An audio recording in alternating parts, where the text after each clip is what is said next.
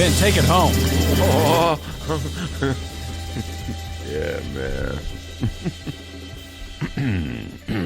Hey, everybody, how's it going? The Ben Joravsky Show for your Wednesday, April 17th is just moments, and I say moments away. But before we get going into the show, we would like to thank the following unions for helping bring the Ben Joravsky Show back. First up, it's the International Association of Machinists and Aerospace Workers. Ben, not Aerosmith. You've been doing really well about that, by the way. Walk this way. Okay, no singing.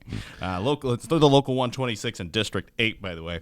The International Brotherhood of Electrical Workers, Local 9, thank you to them. And the International Union of Operating Engineers, Local 150. Thank you once again to those unions for jumping on board with us. And, of course, today's Ben Joravsky Show is brought to you by our friends at the Chicago Federation of Labor.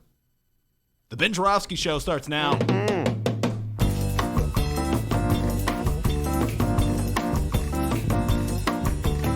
He loves this song. It is Wednesday, April 17th, and live from the Chicago Sun-Times Chicago Reader Studio on Racine Avenue, this is the Ben Joravsky Show. Today on the program, legendary Chicago journalist Monroe Anderson returns. We welcome political pollster Jason McGrath, and it's Kady McFadden of the Sierra Club. And now your host, catch him at the Air Instrument Festival this summer, Chicago Reader columnist, Ben Joravsky. Hello, everybody. Ben Joravsky here. We're calling this Give 'em Hell Wednesday. And here's why. So for the last few days, people have been utterly obsessed with a man named Patrick Beverley. Who's that, you ask? Well, who is that? No, I know who it is. Well, I'm happy to tell you all about him. Patrick Beverley is the starting point guard for the Los Angeles Clippers basketball team. Uh-oh, I know what you're going to say, D. No sports talk allowed. Right, come on, wrap it up. He won't let me talk sports, everybody. Welcome, listeners, political listeners. Let me tell you this, Dr. D. There is a Chicago political connection to Patrick Beverley, so bear with me. All right, follow me, folks. Patrick Beverley is from Chicago. He grew up on the west side. He graduated from Marshall High School, class of 2006. He was a great, and I say great, high school basketball player with memorable showdowns that I witnessed. What's going on, Norm? I witnessed them with my dear friend Norm. Memorable showdowns against Sharon Collins of Crane and Simeon's Derrick Rose. Even you non-sports fans have probably heard of Derrick Rose. Anyway, in the current playoffs, Beverly's LA Clippers are up against the mighty world champion Golden State Warriors, which is a little like a couple of misfits, myself included, trying to convince aldermen in the Chicago City Council not to bow to the command of Mayor Rahm and spend $2.3 billion on TIF deals in gentrifying neighborhoods that we don't need. Yes, folks, as you can tell, I haven't quite turn the page on that one yet. That joke, huh? Anyway, a Chicago politician fighting the powers that be on a TIF deal is almost as tough as Patrick Beverley trying to lead his underdog LA Clippers against the mighty world champion Golden State Warriors. But here's the thing. Patrick Beverley, unlike the Chicago alderman, won't quit. Man, Doc Rivers, the coach of the team, he puts him on Kevin Durant, who's like 5 or 6 inches taller than Patrick Beverley, is a superstar, a Hall of Famer. And Patrick Beverley's like a junkyard dog. He won't give an inch. He's got Kevin Durant so messed up. He's so much into Kevin Durant's head that the superstar's fouled out of one playoff game and kicked out of the other one for fighting with Patrick Beverley. And after one of those games, Kevin Durant had to admit that he has a lot of respect for Patrick Beverley. Come on, D. Play that tape. This has to do with politics, right? Yeah. Do away. Okay. Hang tight. What was your view with all the exchanges that Patrick Beverley was having with you throughout the game and, the subsequent ejection? Well, I've been playing against Pat Bev since he was at Arkansas, so I kind of know what he brings. He's a Chicago kid. Grew up and raised in the Chicago area, so those dudes play with a different type of grit, so I can appreciate that about Pat. And you know what he's going to bring to the table, just the physicality, the, mucking up the game a little bit with his physicality, his talking, his everything. That's what he brings to each team he plays on. Hear that, folks? That's Kevin Durant, superstar, talking about Patrick Beverley, underdog. He's a Chicago kid, grew up in Chicago. Those dudes play with a different kind of grit. So here's my question. If athletes who come out of Chicago have a reputation for playing with a certain kind of grit, a certain kind of gutsiness, a certain kind of fearlessness, how come our politicians are the exact opposite? How come our politicians who grew up in Chicago don't play with grit, gutsiness, or fearlessness? How come? All right. Heidi out there, I know you're listening. I'm talking about people in the city of Chicago. The last time I went on one of these rants, a good friend of the show, Heidi, said, "What about me?" Yes, there are exceptions to the rule, especially out as further you get away from Chicago, it seems the exceptions grow. And there are some exceptions here in the city of Chicago. But by and large, our Chicago politicians, when it comes to tiff fights, just roll over. There's no Patrick Beverley in them. Man, I wish we had a few Patrick Beverleys in the Chicago City Council.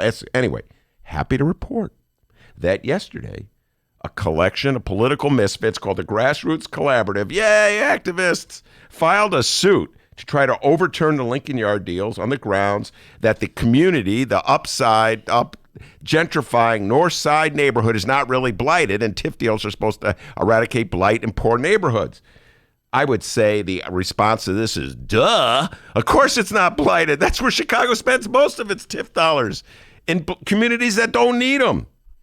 Anyway, I applaud the Grassroots Collaborative for filing their suit, but I'm not quite sure they have much chance of winning. Cook County judges probably being as similar to Chicago aldermen, let's say, when it comes to upsetting powerful mayors.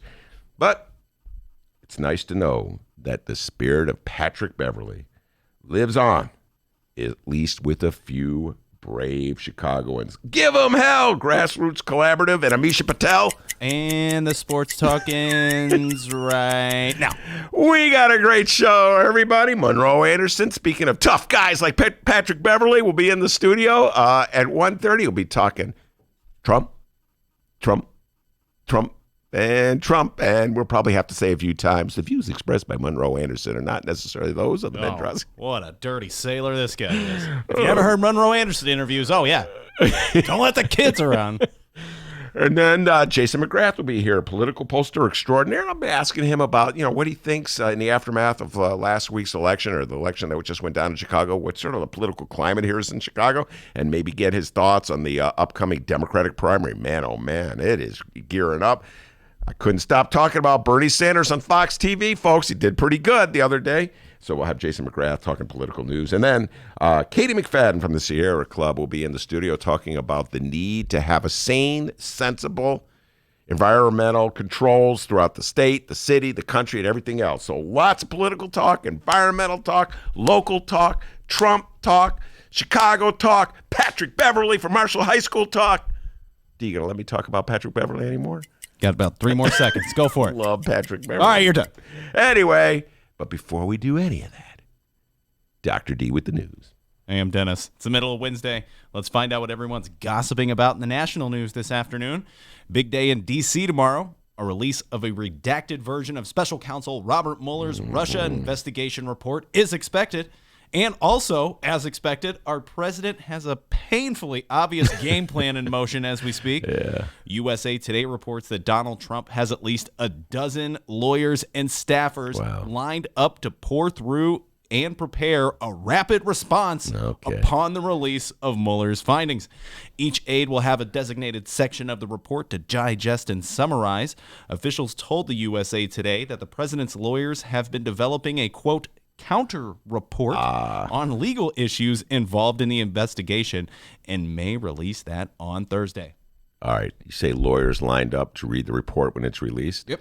I'll bet you $1 to a donut. They already saw the report. What makes you think Barr didn't go, hey, boss, here's the report? And by the way, Do you think Trump's lawyers get to read the parts that are... That was my chair. It does my chair moves around. Sorry, guys. Broke the fourth wall there. That's a great sound. Do that again. Whoa. That's like the sound I make when I'm doing a car. Anyway. Boy, we got some information for you guys today. But, it's funny. Do you think Trump's lawyers, that squadron of lawyers that he's got lined up ready to go over every inch of the Mueller report, do you think they're going to have to have a redacted report? Do you think they're going to put like little orange markers over their report? Can't read this. No. They got the report, folks, and they get to read the whole thing. But you, the suckers, the saps of America, you don't get to read the report because they don't want you to know what your government is up to. You know what? Sometimes, D, when it comes to stuff like this, I find the inner libertarian coming out of me. Almost Alex Jones, like, there's fluoride in the water, ladies and gentlemen. Ladies and gentlemen, we have the documents. There's fluoride in the water. All right, so that's part A of the game plan. Lawyer up and spin whatever the hell comes their way. Okay. On to part B. And part B is a new trend in politics, one started by the 45th president himself. And if we all want to live peaceful lives again, we can only pray that it will end. Part B is obviously trolling on Twitter. Oh, so what's he up to? President Trump shared his thoughts on tomorrow's potential release of the redacted Mueller report. Let's read the tweet. Cue the ukulele. All right, let's read the tweet from Trump. Yeah. Here we go. Wow. FBI made 11 payments to fake dossiers, discredited author, Trump hater Christopher Steele. The witch hunt has been a total fraud on your president and the American people. It was brought to you by Dirty Cops, Crooked Hillary, and the DNC. Yeah. Wow. I'll tell you what, he is the maestro and the master, got to give him credit, of emanating those vibrations to his listeners who just pick them up, go, I will follow you, I will follow you, even though you raised my taxes, even though you took away my health care, even though you have given away money to rich corporations that don't create the jobs that they say they will do, even though you've ripped environmental protections and now I'm like breathing air that's toxic. Even though you've done all that, all you have to do is say Crooked Hillary, and I am your robot. Oh, my God. Well, anyway, that's the game plan, and he's following it to a T. In other news nationally, Ben, it looks like we have a new 2020 presidential candidate to talk about. Oh. And no, there's not another candidate entering the Democratic POTUS bar fight, at least not for the time being. Some guy named Seth Moulton is rumored to be announcing his candidacy soon. He's a representative from Boston. And no, it's not a wild card third-party candidate like that guy the Chicago Tribune endorsed. What was that guy's name again? Gary Johnson, Tribune, one of their... Oh, God, a low point in the Tribune's history. Yeah. They're so scared, okay? They're so right-wing that they can't endorse. So I just have to go here one more time, D. Sorry. They're so right-wing and just like so anti-democratic and progressive that they can't endorse Hillary, but they're too chicken to come out and endorse Donald Trump because they know it'll like turn off all of Chicago, their base, because people in Chicago hate Trump. So what do? I know, we'll endorse Gary Johnson. Oh, my God. What a low point in the Chicago Tribune's editorial board's history. Sorry about that, Eric Zorn. How's it going, Zorn? Hey, Zorn's a good guy, all right? Zorn is a good guy. All right. But, Ben, we have a Republican primary challenger ready to go against Donald Trump. Bill Weld is his name. He's the former governor of Massachusetts, and he believes many independents and even Democrats will take Republican ballots to vote for him. Ben, what are the chances of Trump getting primaried? You mean being defeated in a primary? Yeah. About as great a chance of the city council voting against Mayor Rahm on a TIF deal. How about that? So they need some Patrick Beverleys in the Republican Party, that's for sure. Some people with the guts to stand up to Donald Trump. Play like junkyard dogs, like the great Patrick Beverley. Go ahead, get it out. I love Patrick Beverley. 3, 2, 1. Okay, you're done. No more sports. Pride and joy of Marshall High School. Class of 2006. Stop with the sports. Let's read some quotes from Webb. Quotes. Webb? Weld. Webb. Who cares? Quotes. Why did I put Webb in there? I don't know. All right, let's do the quotes. Quotes. My job is to make sure millennials, Gen Xers, suburban female voters who might not buy all of Mr. Trump's dog food Did he really say that? That's what he said. That's pretty good, Weld. Now make sure they take that Republican ballot. They want to cast a vote directly against Mr. Trump. I'm not sure how serious Mr. Trump is about governing, honestly. He has a one-word environmental policy, hoax. Wow. A one-word immigration policy, wall. And, I think his lack of experience and preparation for the office shows.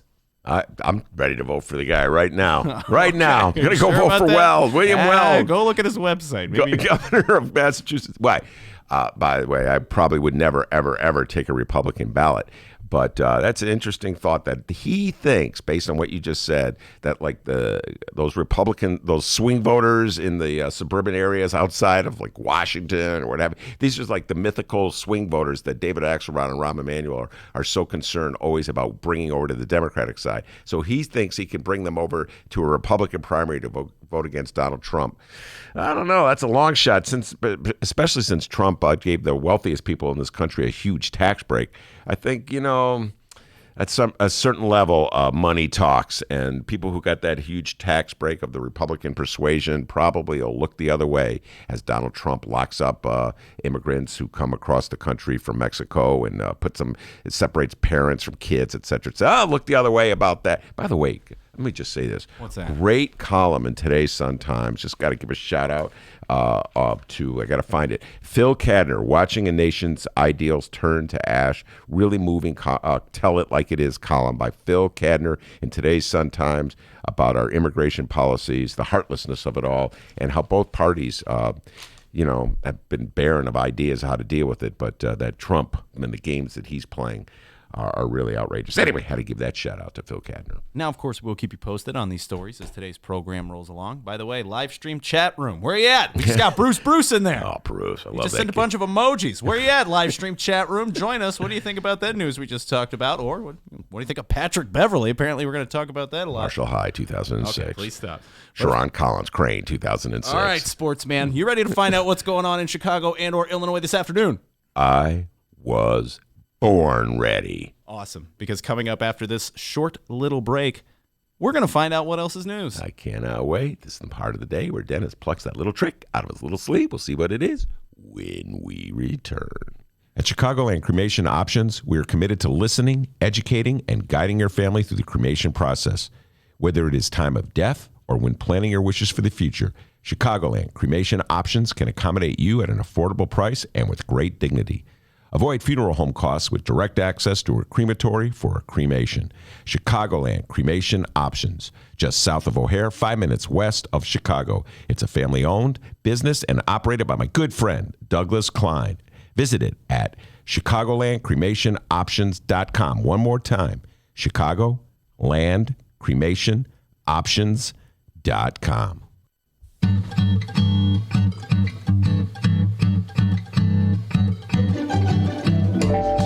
If you would like to advertise with the Ben Joravsky Show, and who wouldn't, contact Tracy Boehm at publisher@chicagoreadercorp.com. We have several advertising options for your business or organization, and quite frankly, we would love nothing more than to tell our listeners all about it. Once again, that's Tracy Boehm at publisher@chicagoreadercorp, that's CORP as in Paul.com, to advertise with the Ben Joravsky Show, the Chicago Reader, and the Chicago Sun-Times. We look forward to plugging you. Okay, well, that came out kind of weird. More of the Ben Joravsky Show live and downloaded in moments.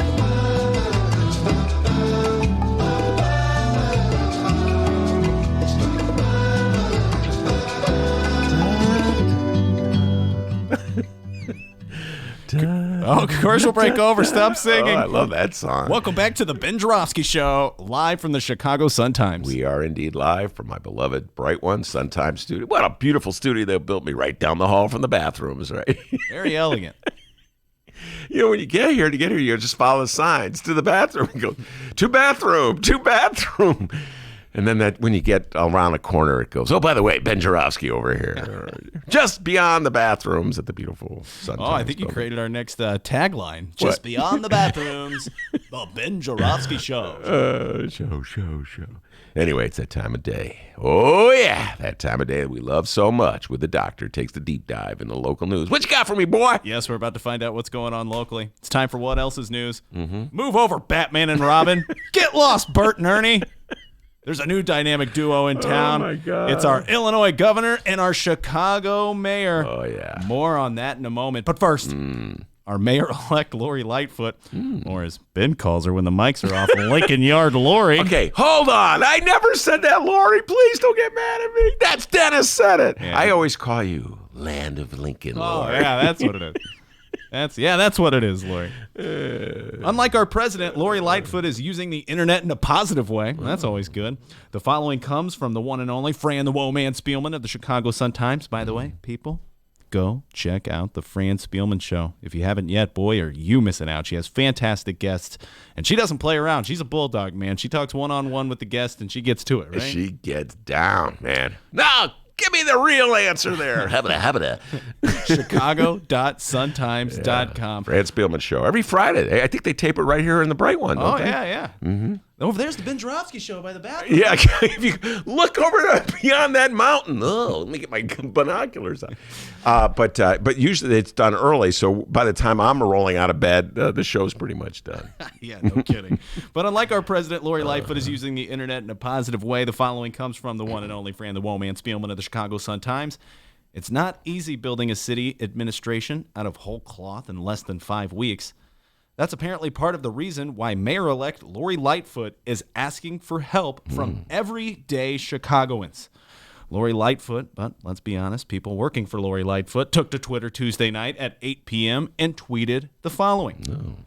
We're building a Chicago that celebrates our differences, inspires us all to be better, and embraces new ideas. And that means we want to hear from you. Tell us your ideas on how we can build a Chicago for all. Lightfoot tweeted. And below is a link to Lori's website, bettertogetherchicago.com, where you can send the Lightfoot campaign your ideas. But judging by history and how ideas like this from politicians typically go, maybe more importantly for them, you can send Lori Lightfoot your email address and you can get on one of those email lists that no one loves. Yeah, you get those email updates all the time. You're on the Tea Party email list, right? I am on a Tea Party email list. I'm on a MAGA hat email list. Sweet. Rauner, for the longest time, and Rauner's former Governor Bruce Rauner, folks. I know you've forgotten him already. I have forgotten him. I put him out of my mind. Yay for our teachers! Yay for our teachers! That guy? Yeah, that guy. That guy was sending me emails all the time. Ben, and they were all like warning me about the horrible things that would happen if J.B. Pritzker and Mike Madigan. Remember that when Mike Madigan was public enemy number one? It was like for 4 years. You don't hear that much anymore, do you? No, you don't. Somehow life has gone on as we've known, and Madigan's still around, right? Yeah. Eating those apples. Apples are good for me. He loves apples. He guys. loves apples, folks. He's 70-something years old, and every day eats an apple for lunch.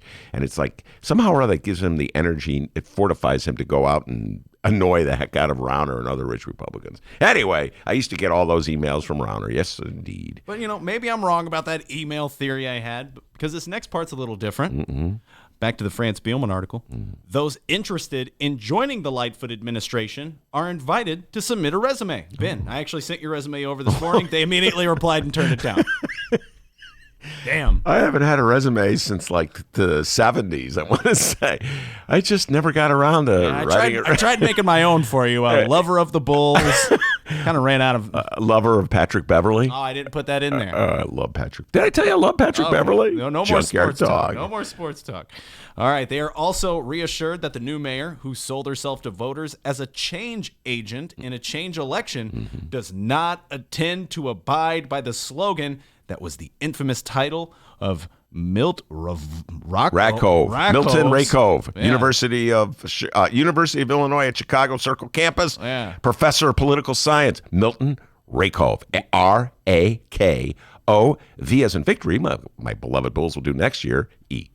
All right, so the infamous title of that guy's book, Yeah. the title was "We Don't Want Nobody Sent, Yes. An Oral History of the Daily Years." Yes. Can I tell you a little bit about that? Yeah, please do. Okay. That is, as you said, an oral history of the daily years, and he interviewed people from all political persuasions. Milton Rakoff was one of those guys who sort of get along with the regulars.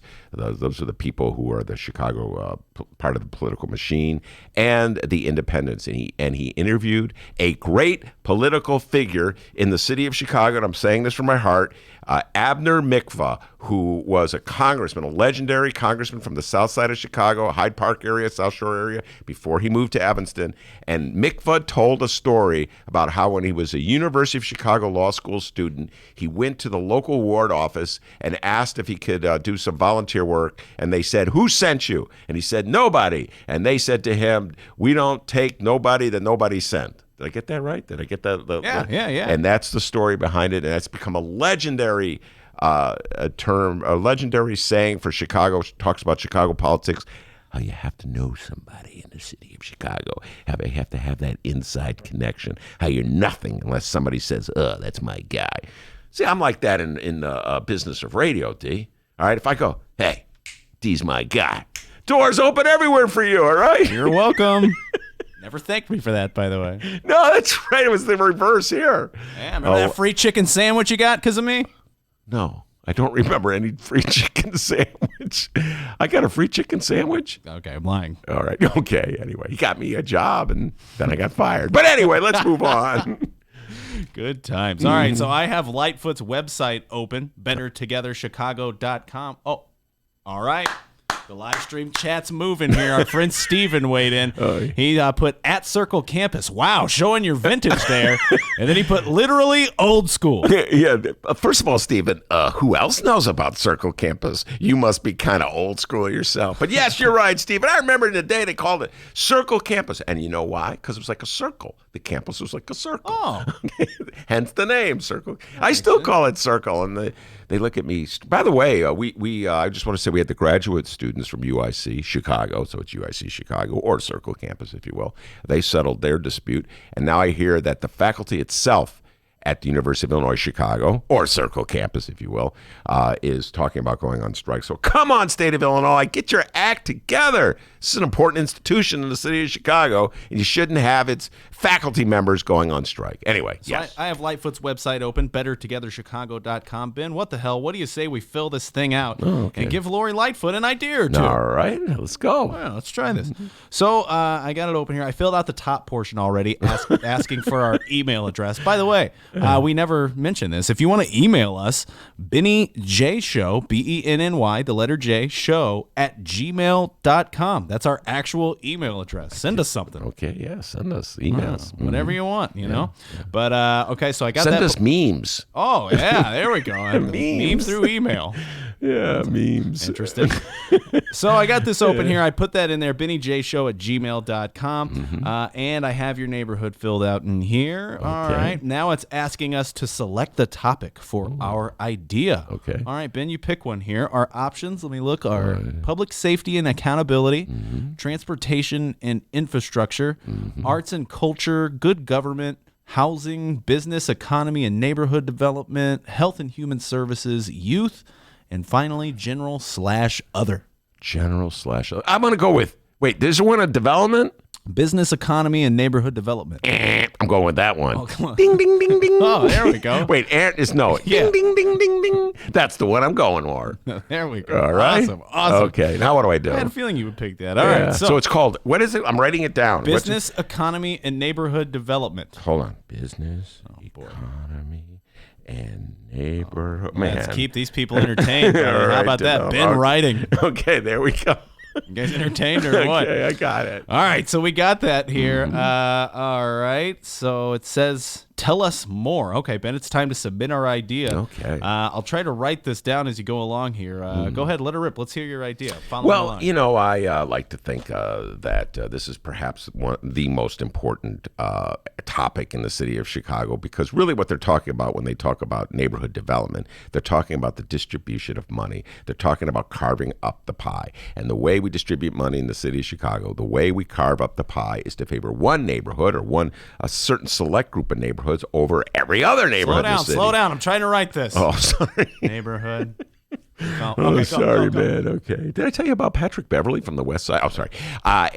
So we favor some areas over others. This has been the policy of the city of Chicago since about 1989 when Mayor Richard M. Daley took over. Mayor Rahm continued the policy. And my fear is that Lori Lightfoot will be under pressure to continue that policy even further. And we saw some of that mentality on display last week when the Chicago City Council, in its infinite wisdom, voted, what was it, 33 to 14 to approve over $2 billion of property taxes to develop already gentrifying north side and near south side neighborhoods. Well, slow down.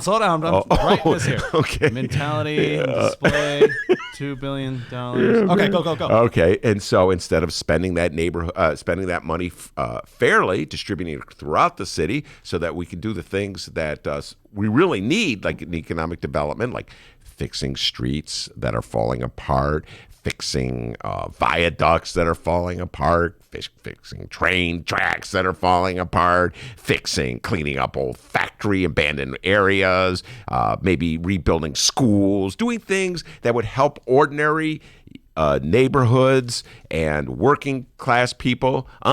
Instead of spending the money fairly and distributing it equally throughout the whole city so that everybody could share with the blessings of a bountiful city, how about that? They're concentrating it in a handful. How do I spell bountiful? Oh, a trip to, I don't, Bountiful. Oh, thank you. Instead of doing that, they concentrate in a few cities, which just are booming. All right, and so then they let the others trickle down to the rest of you. It's called trickle-down economics in the city of Chicago. And by the way, it's continuing. My beloved Bright One has a front-page story by, I think it's France Billman. Yeah, here we go. I'm going to show that to See that, listeners? Transforming tracks into a gravy train is the headline. I love gravy. I love chicken, man. All right, anyway, you go to page 6, Grand Central. It's all about developing the near south side of Chicago, a little further south and a little further east from where they're already spending about $1 billion to develop the 78. And this is like the railroad yards that are just across Lakeshore Drive from Soldier Fields. And so originally there was a development deal. Follow me on this, folks. Follow me where I'm going with this. And there was a development deal that some developer from Wisconsin was going to build over the railroad tracks and build this huge, humongous skyscraper, new community. And he said he wasn't going to take any property tax dollars to do it. And I was like, all right, sounds good to me, man. It's economic development, it's jobs. You're not going to be using property tax dollars to do it. Go for it, big feller. Anyway, lo and behold, this is so Chicago the way they do this, D. All of a sudden, there's a study that says, well, they might need some money after all. And they're already gearing up to get to put the pressure on the incoming mayor, the mayor-elect Lightfoot, that I am writing this to sign on to this. So what I'm asking is that we hold off on spending billions of dollars and a handful of lucky neighborhoods until we see what all our other needs are throughout the city. And if we're going to use our economic development dollars to spur development in the city and create jobs, which I think is an important thing to do, we do it in a way that fairly distributes the goodies throughout the city so that some neighborhoods aren't falling apart while others are crammed with development. So there, okay? Did you get all that? I ran out of room, and I lost track about 5 minutes ago. But all right, man. Hey, at least we tried. If you haven't already, head over to that website. What is it again? Chicago bettertogether.com, I believe. Head over to that website like our good friend Pat Rod did. Okay. Pat Rod said he submitted an idea yesterday about investing in the South and West Sides, reopening mental health clinics, and reinvesting in schools. Wow, Pat and I, it sounds like Pat and I are eye to eye on all that. Yeah, the mental health clinics. One of the cruelest moves that Mayor Rahm did was he closed those clinics in that first budget of his, while signing on to tax breaks for some of the from the wealthy Chicago Mercantile Exchange. Very cruel move. Closed clinics in high crime areas. So that would be something else. Isn't there is there another category in health issues that Lori Lightfoot has there? Yeah. All right, I would put that in the health issue one. So once again, bettertogetherchicago.com. If you have some ideas, send them her way. All right. Now it's time for this little portion. One of my favorite things that happens on Wednesdays. It's time for our Monroe check. So what's the Monroe Anderson is our 1:30 guest. What's the status on Monroe? Check your email. Breaking the fourth wall here, listeners. It's me who grabs the guests. No. We're on the fly here. Several hats here on the Ben Joravsky Show. No update from him, but he told me earlier he's on his way. Okay. Monroe is on his way. He's on his way. He's driving. All right, well, luckily we have more stuff to talk about here. We're moving on. For those who loved the pairing of Chicago Mayor Rahm Emanuel and our former Illinois Governor Bruce Rauner. Yay for our teachers! Yay for our teachers! Yeah, that guy. Wait until you get a load of Mayor Rahm and Governor J.B. Pritzker. Woo! Now, you see, listeners, because our last governor was a Republican, he and our Democratic mayor would act like they didn't like each other. Ooh, that pesky governor. But at the end of the day, Bruce Rauner's some rich dude from Winnetka, so you know Rahm Emanuel loves him. But since the new governor is a Democrat, well, they don't have to hide anything. Oh, they can show their love for one another out in public everywhere. The following comes from the Chicago Sun-Times and Tina Sfondelis, also the Woman, by the way. Her name just doesn't rhyme with Woman. Emanuel, in the waning days of his last mayoral term, showered compliments on Democratic Governor J.B. Pritzker for his 92 days in office and previous philanthropic work as a private citizen. The two political powers joined forces at Aon to announce a new statewide apprenticeship program that models of the Chicago Apprentice Network within the city colleges of Chicago, Aon, and other major businesses. Pritzker announced a new partnership in Southern Illinois while also vowing to create more programs statewide. And now for the comedy portion of today's segment. We have some quotes to read from today's gathering. Monroe Anderson has arrived. Monroe Anderson is here. Always love when Monroe Anderson's in the studio. So what we'll do is we'll read one of the quotes here from Pritzker and Rahm's event, and then we'll read more later on. All right, so here is a quote from yesterday's gathering between J.B. Pritzker and Rahm. This is J.B. Pritzker talking here. Quote, "And now without further ado, the mayor, who I want to say, you're almost out the door, Mr. Mayor," Pritzker said. "I'm not pushing you out the door. I'm just saying." And then Rahm, boy, what a comedian this guy is. Find him at Zany's next weekend. Yeah. He says, "Hey, as long as it's not the window, I'm okay." You know what? I got to give Rahm credit. I'm very critical of Rahm, but that was actually kind of funny. I saw that. I read that in the newspaper. Monroe, it was pretty funny, wasn't it? Funny little wisecrack from Mayor Rahm, huh? Funny enough. You're funny. Well, he's tough, that Monroe Anderson. Anyway, I never believed for 1 minute that Mayor Rahm was having a real legitimate feud with Bruce Rauner. I believe as Rahm heads out the door or through the window, wherever he's going, he and Rauner will probably tag team at some business venture, make even more money together than they already have. Smoke cigars and sip cognac. No, well, it was incredibly expensive bottles of wine, as I recall, was their thing that they really enjoyed doing. Yeah. So never once believed it, and I think most people in the city of Chicago never once believed it. Let's see, we do all the list of things that Rahm swears up and down he did, nobody believes. Like, number one, did not watch Laquan McDonald video, nobody believes that. Number two, my God, what was the other one that nobody believes that Rahm says when he was like crying and when he left the city council, nobody really believes that either. So, the Rahm's feud with Bruce Rauner at the top of the list of things that people don't believe with. And it's interesting when you see Pritzker and Rahm, the picture in the paper they show them together. One is thoroughly likable guy, J.B. Pritzker. He's got that gift. People just kind of like him. Hey, J.B. Rahm doesn't have that luck of the draw, you know what I mean? No, you don't say. Anyway, but I'll tell you who is thoroughly likable. Monroe Anderson. Oh, my. And he's sitting right here. We're going to bring him on in a little while after we take this break. But before we do that, D, I want to tell you something. Well, hey, you didn't let me finish it. Now you'll have an answer. Come on, you're rushing it, buddy. All right, so that was it. And I said we're gonna play. We're gonna talk more about this, but I think we kind of put a button on that there. Yes, we did. We'll end it though with a quote from J.B. Pritzker here during yesterday's event. Monroe's unzipping his backpack, and here's Pritzker talking pensions. We do not want our pensions to crowd out investing in all of the very important things that we need to invest in for the future of the state. That means education, that means public safety, our universities, healthcare, et cetera. And so it's important that we put a package together. We put a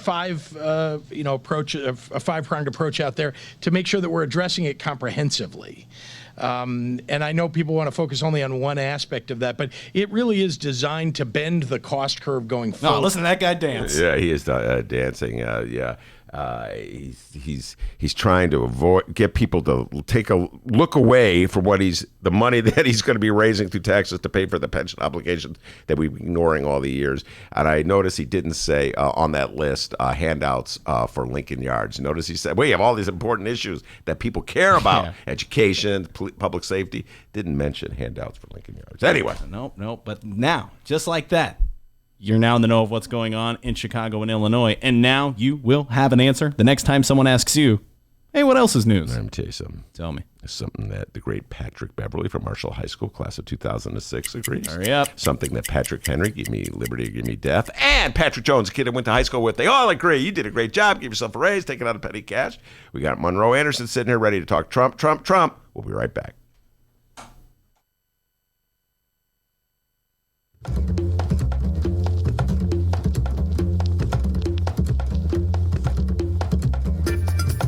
Hey there, producer Dennis here.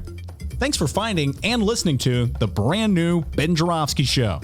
All right, so here's how this works. The Ben Joravsky Show live streams on the Chicago Sun-Times YouTube channel Tuesday through Friday, 1 until 3 p.m. Once the show is over, you can listen to the replay on our YouTube channel, or we throw it online for you to download by 4 p.m. Where can you download the Ben Joravsky Show, you may be asking yourself? Well, you may be asking yourself a fantastic question.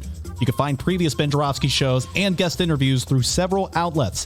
The Chicago Sun-Times Online, chicago.suntimes.com, the Chicago Reader Online, chicagoreader.com, and wherever else you listen to your favorite podcasts. Apple Podcasts, Google Play, pick one. Just search for The Ben Joravsky Show. J-O-R-A, V as in victory, S-K-Y. So, let's recap. Tuesday through Friday, 1 until 3 p.m. Live streamed on the Chicago Sun-Times YouTube channel and downloadable by 4 at chicago.suntimes.com, chicagoreader.com, and wherever else you listen to your favorite podcast. Yes, the Ben Joravsky Show is back. We're live and downloaded. Tell your friends and enjoy the rest of the show.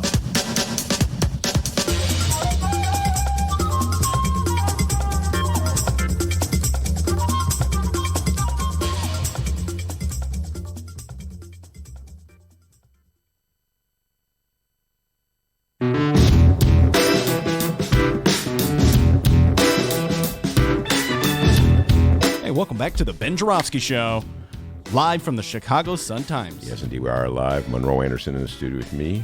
We're talking Trump, legendary Chicago journalist, former press secretary Eugene Sawyer. Man knows more about Donald Trump than anyone in the world. Welcome back, Monroe. What no a build-up. pressure. No pressure, right? No pressure. Mueller and Trump know more about Trump. Oh, yeah, it's true. All right, and before we get to the Mueller report, I have to my current obsession, Bernie versus Trump. Yesterday, we talked a lot about this. Bernie going on Fox TV for an hour, and all the Democrats are like, don't do it, Bernie, don't do it, Bernie. Right. Bernie kind of hit a home run, man. Oh, yeah, no, You're it's conservative or moderate or progressive. I don't think the American people are proud that we have a president who is a pathological liar. Pathological liar. So, first of all, what do you think? Was he smart to go on? Oh, he was absolutely correct in doing that. Mm-hmm. And the problem is that the DNC has sworn off Fox. They're not going to have a debate there.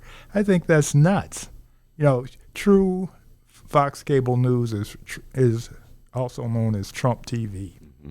But if you want to reach that audience, I mean, you win politics by addition, not subtraction. So you should be there. And if you can convert 10% of the Fox viewers, that's a lot of people.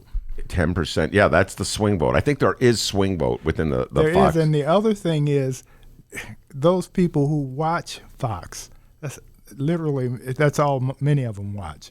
And so if you go there, you expose them to some other ideas that they have not been exposed to, never even given second thought to.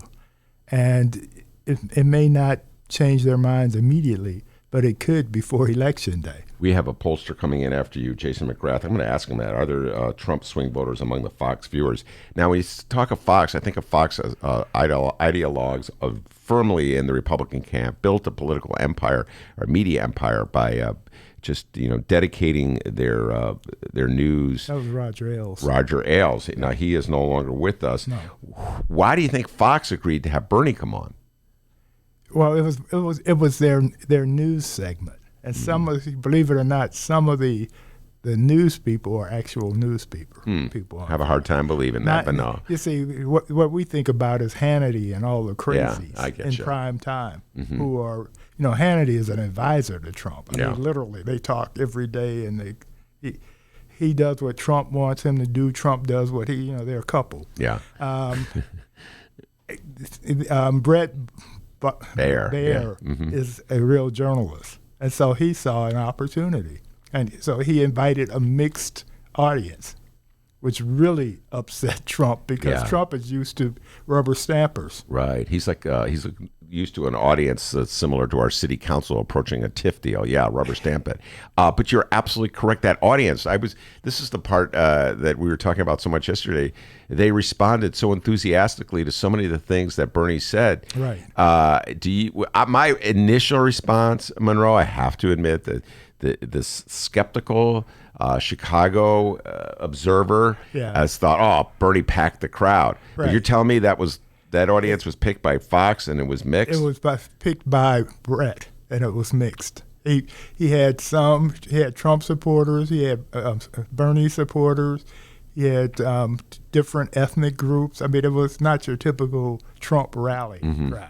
Oh, that's for sure. Yeah. So Trump, of course, tweeted about it, basically trying to say that it was stacked for Bernie because they liked a lot of Bernie's ideas. Yeah. Now, but the thing is, not a lot, but a percentage of Trump supporters were Obama supporters before.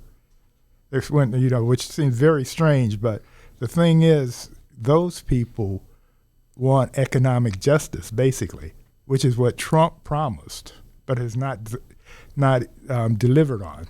And Bernie may actually deliver on it. Well, our generation assumed that Bernie was unelectable in 2016. Right.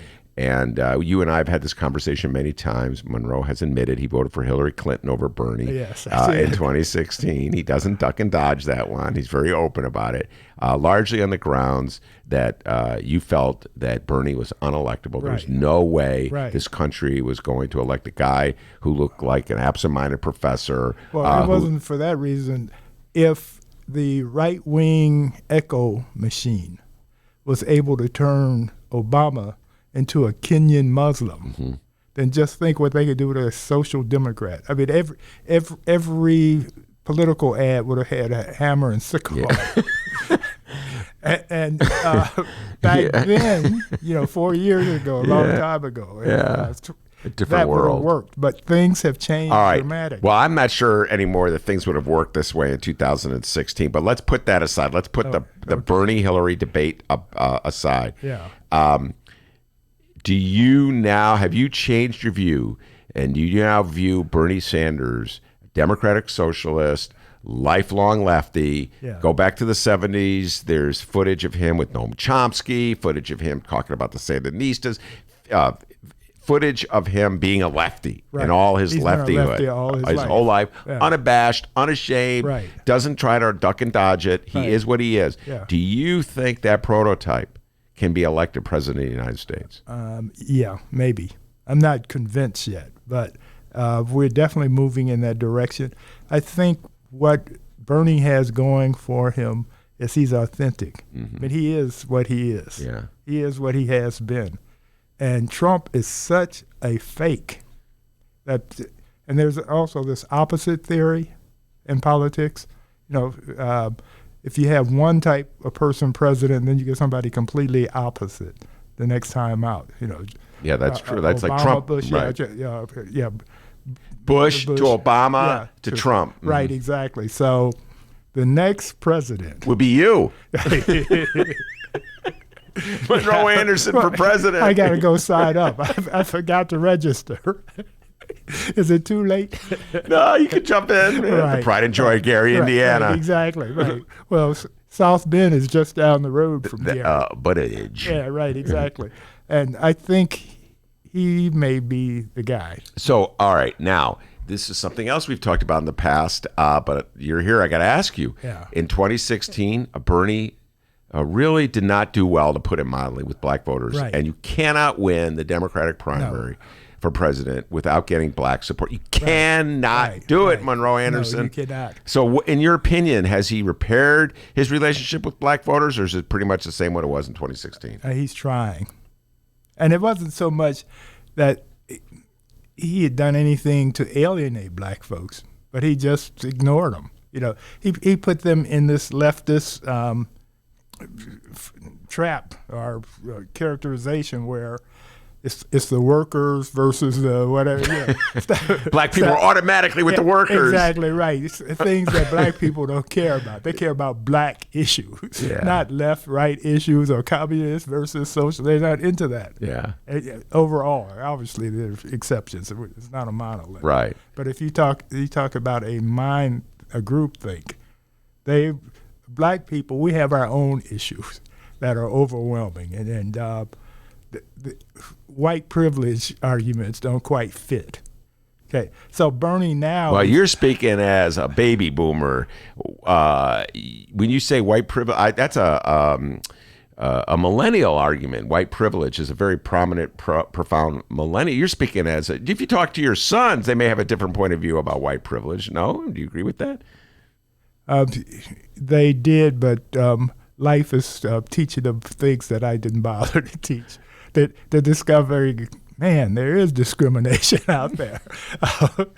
Wait, so when you said, I misunderstood. I thought you were saying that when the left starts talking about white privilege, black voters don't respond to that. But you're saying actually they do respond. No, they do. Okay, they gotcha. do. No, I'm saying that when you talk about the workers and the socialists and the this and the that, that's what they don't respond Gotcha, to. I hear you. Okay. Mm-hmm. For example, when women's liberation first took off, Joyce's mother. That's Monroe's wife. Yeah. My wife. Her mother told her black women have been working since they got here, so that's not their issue. Whether they get to work, or equal work, or what have you. It's if you're lucky, you can stay home.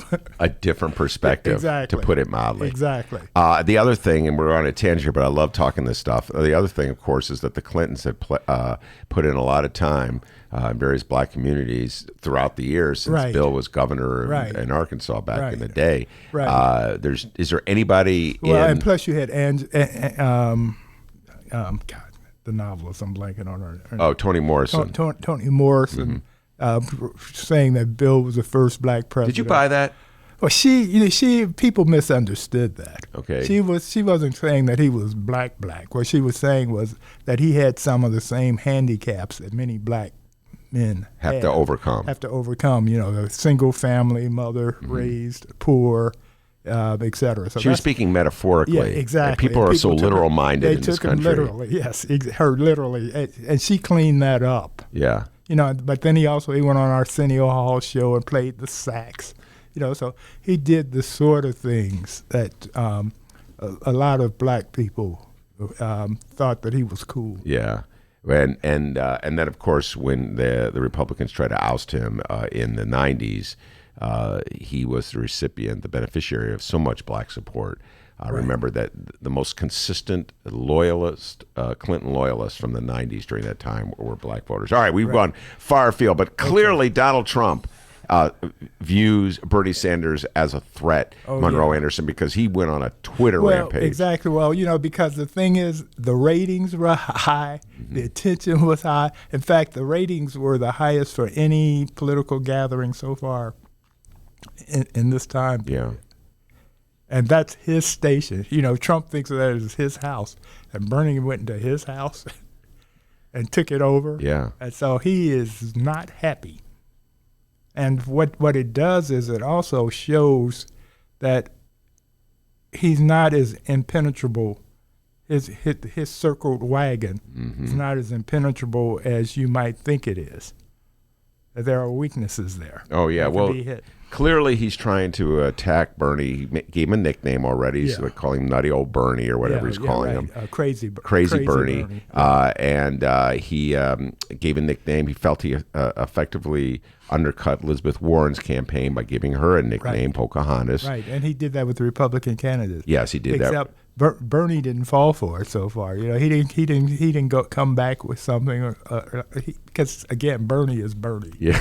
So, he's in his own world. He's in his own world, man. You cannot get Bernie Sanders off point. You know what I'm saying? He's always on point. Exactly, because he's been preaching this gospel for 40 years, and it's all he knows. I sense, Monroe, that you're warming up to one Bernie Sanders. Oh yeah, although I like Mayor Pete.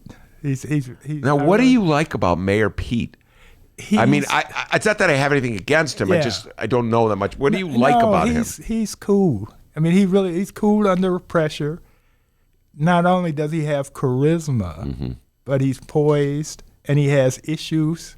Yeah, he got attacked today. Did you hear? Yesterday it was. Did you hear? It was today or yesterday. Anyway, he was attacked by some anti-gay group.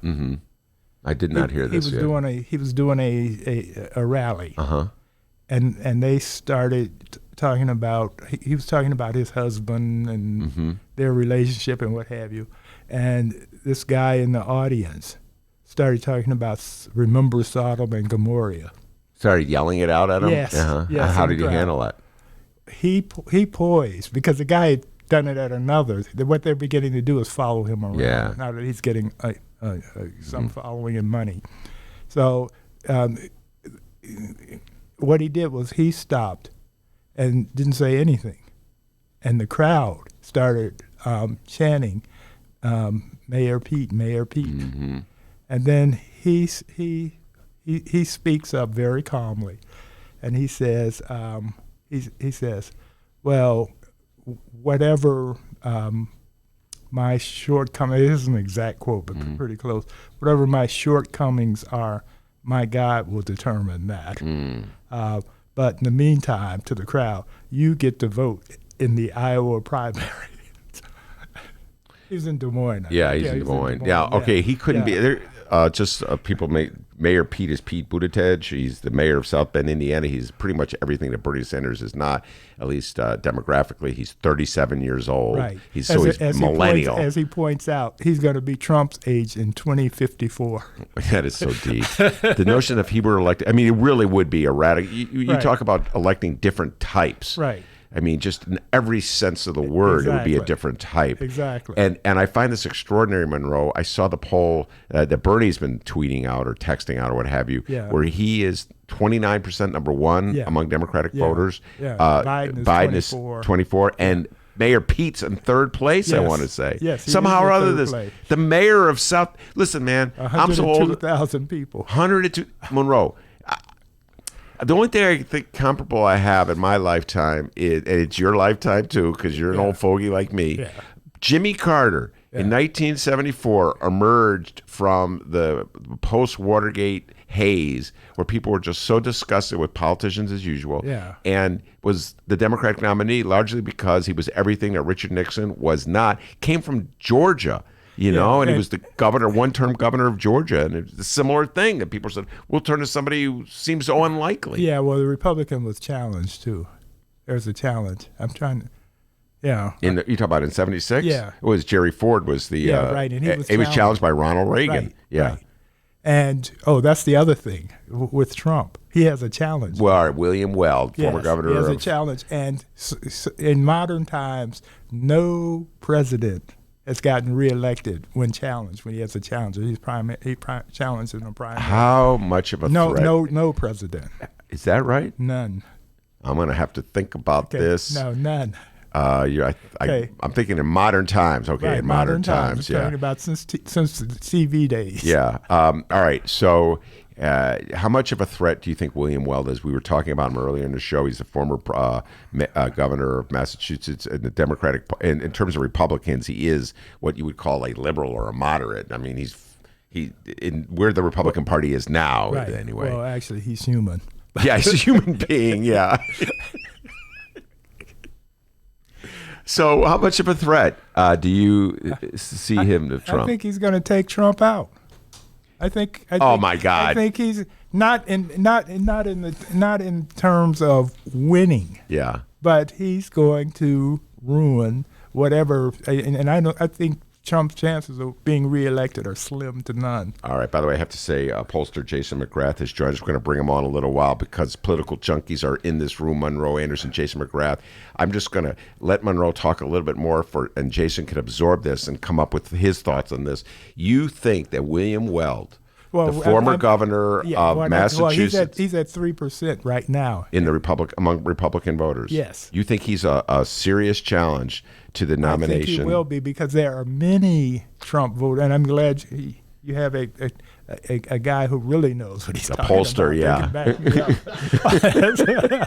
Poor Jason. The pressure's on. He's more of a Democratic pollster. Yeah, Quick, right. do a poll of Republicans. Exactly. No, but he has to study the opposition. That is he correct. He can't be good at it and just know one side. So you think that William Weld, do you think he's capable of winning a primary too? That I don't know. Yeah. But it doesn't matter. The fact is, there will be enough Republicans voting for him in the primary, and his criticisms will weaken Trump. It will rob Trump of his invincibility, his cloak of invincibility. Dennis, I can't remember. Did we actually have a tape of William Weld talking, or was it you reading his quotes? Yeah, I was just reading. Okay, reading. Well, maybe when we come back with Jason, we'll read some of them and see if, in his opinion, the kind of rhetoric that William Weld used would be effective among Republican voters. I found it effective. I found myself nodding along, Monroe, but I'm not. Said people are eating Trump's dog food. Yeah, it was the dog food. Yeah. Oh no, he's got to take Trump head on, because that's how he is. He is as much a showman as Trump is. Yeah. So it's going to be really entertaining. Get out your popcorn. All right. Now, before we take a break and bring Jason, I have to ask you really quickly. Tomorrow is Mueller Day in America. Finally, we're going to get see the Mueller report. I'm sure it'll be redacted all up and down. Worse than what Chicago does. No, that's the debate. It's more than likely that it will be, but no one knows for sure, because while Barr is known to be partisan, but this William Barr, Attorney General William Barr. Okay, sorry. Yeah. And the thing is, in this instance, because he's already being called out, the Democrats are in control, so they can subpoena him, and theoretically they should be able to bring Mueller in, who may say, no, that's not what I meant. That's not what I meant. So he has to be a little more careful. Now, he's still Trump's guy and will remain that. Barr. But Barr is still Trump's guy. But what Barr will have to do is have it legalistic enough where he can finesse it in protecting it. He can't just be blatant about it. So that's what we're going to see tomorrow is how he couches it, where he can put this thumb on the scale for Trump, but not so obvious that people go, look at that thumb on that scale. Yeah, he has to be a little subtle about the game he's going to be playing. And by the way, Trump has said he's going to have a squadron of lawyers going through the Mueller report, which leads me to he wants us to believe he hasn't already have access to the report. He already has this, Right. Like Barr, when Barr was before Congress, he did not say, when he was asked if Trump had seen it, he did not answer the question because he was under oath. And he did not want to have to lie under oath. That's Monroe Anderson. I'm Ben Joravsky. Jason McGrath is sitting right here. We're going to bring him on right after this. Hey, Jason. How you doing? The Ben Joravsky Show is brought to you by the Chicago Sun-Times. For the latest in Chicago and Illinois news, sports, weather, and the latest in national news from a real Chicago frame of mind and real Chicago writers, check out the Chicago Sun-Times. Read the daily paper or online at chicago.suntimes.com. And hey, if you have a little extra cash, subscribe. And by the Chicago Reader. For a deeper dive in the daily Chicago news and for all of what's going on in this city, you gotta read the Reader. Music, arts and culture, film, extensive event calendars, concert listings, and more, including weekly political columns from writers like Maya Dukmasova and, yes, our very own Ben Joravsky. The Chicago Reader is free in newsstands and at chicagoreader.com. That's chicagoreader.com.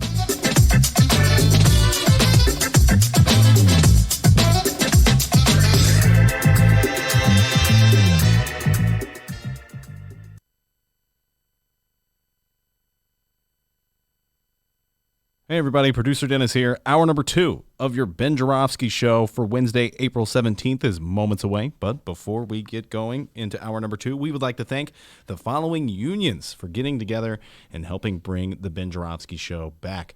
It's the International Association of Machinists and Aerospace Workers, Local 126 and District 8, the International Brotherhood of Electrical Workers, Local 9, and the International Union of Operating Engineers, Local 150. Thank you once again to those unions for jumping on board with us here. And of course, today's show is brought to you by our friends at the Chicago Federation of Labor.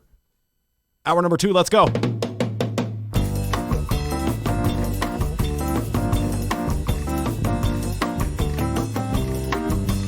It is Wednesday, April 17th, and live from the Chicago Sun-Times Chicago Reader Studio on Racine Avenue, this is the Ben Joravsky Show.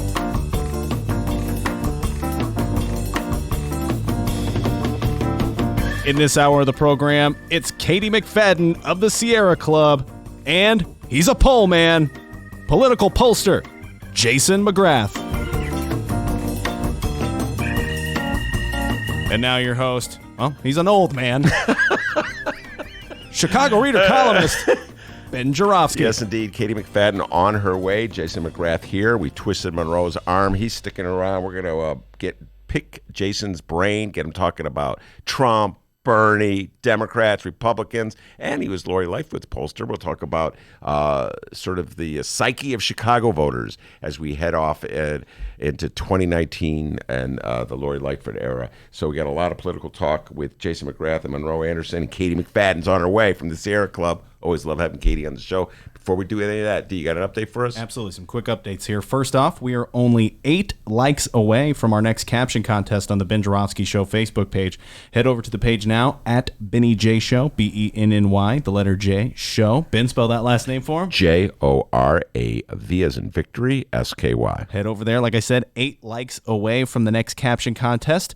Give us a like, and it's going to be a Donald Trump caption contest. We haven't done that in a while, so please feel free to send a like. And when we hit 1,200, we will have the next caption contest. All right, the YouTube live stream chat is somewhat blowing up here. Let's read a few of the chat messages.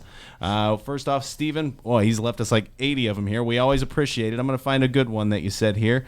Let's see here. He put, can you ask Monroe to talk about Tucker Carlson and the potential impact Tucker is having on Trump applause meter policy platform? Yeah, that would probably fall under the category of Hannity, correct? Yes. Yeah. Yes, exactly. And anything you'd like to say on Tucker? In fact, he's not worse than Hannity.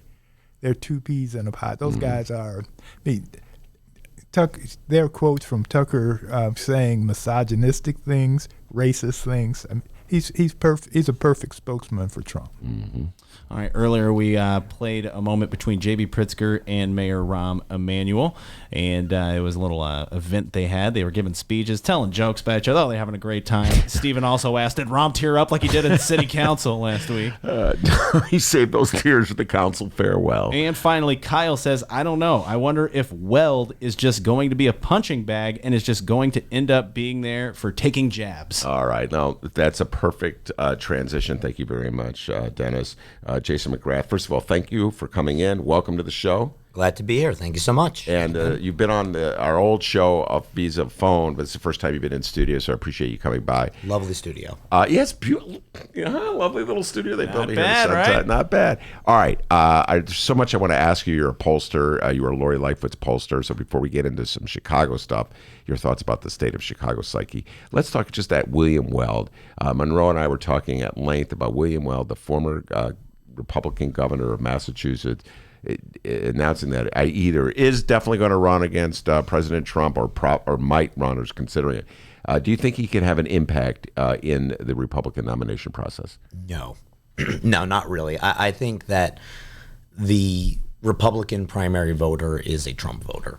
First and foremost, his numbers among the Republican primary electorate are stratospheric. There was obviously a lot of bloodletting in the 2016 race, but in the last 2 to 3 years, there's been nothing that the president has done that hasn't been just aces for your average Republican voter. If there is an impact of Bill Weld in this race, it will be to serve as another useful distraction for Trump, who loves to pay attention to whatever is in front of him at that moment, whether it's a squirrel or something buzzing in the room. It's not normally the thing he's supposed to be paying attention to, the thing that he's being paid to pay attention to.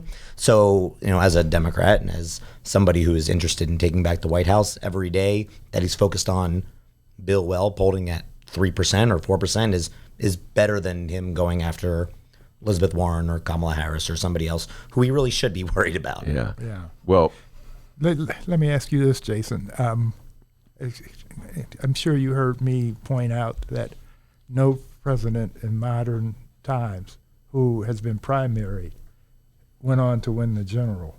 So can Weld do enough damage to Trump to help him lose? Although it's my personal theory that I could run against Trump and win the presidency in the general. But anyway, can Weld do enough damage to Trump to even weaken him more? I think by August of 2020, Bill Weld is going to be as relevant as he was 2 days ago, which is to say not relevant at all.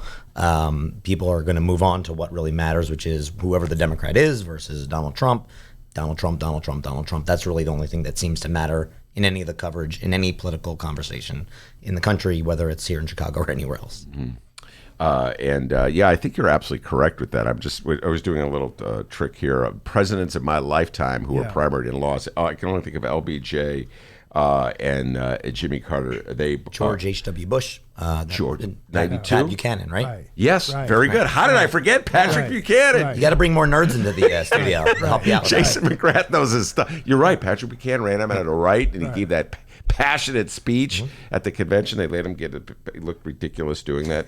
And with the Democrats, you have McCarthy running. That's LBJ in 68. Yeah, LBJ. And Carter in 1980 with Ted Kennedy. Yeah. And then there was one other.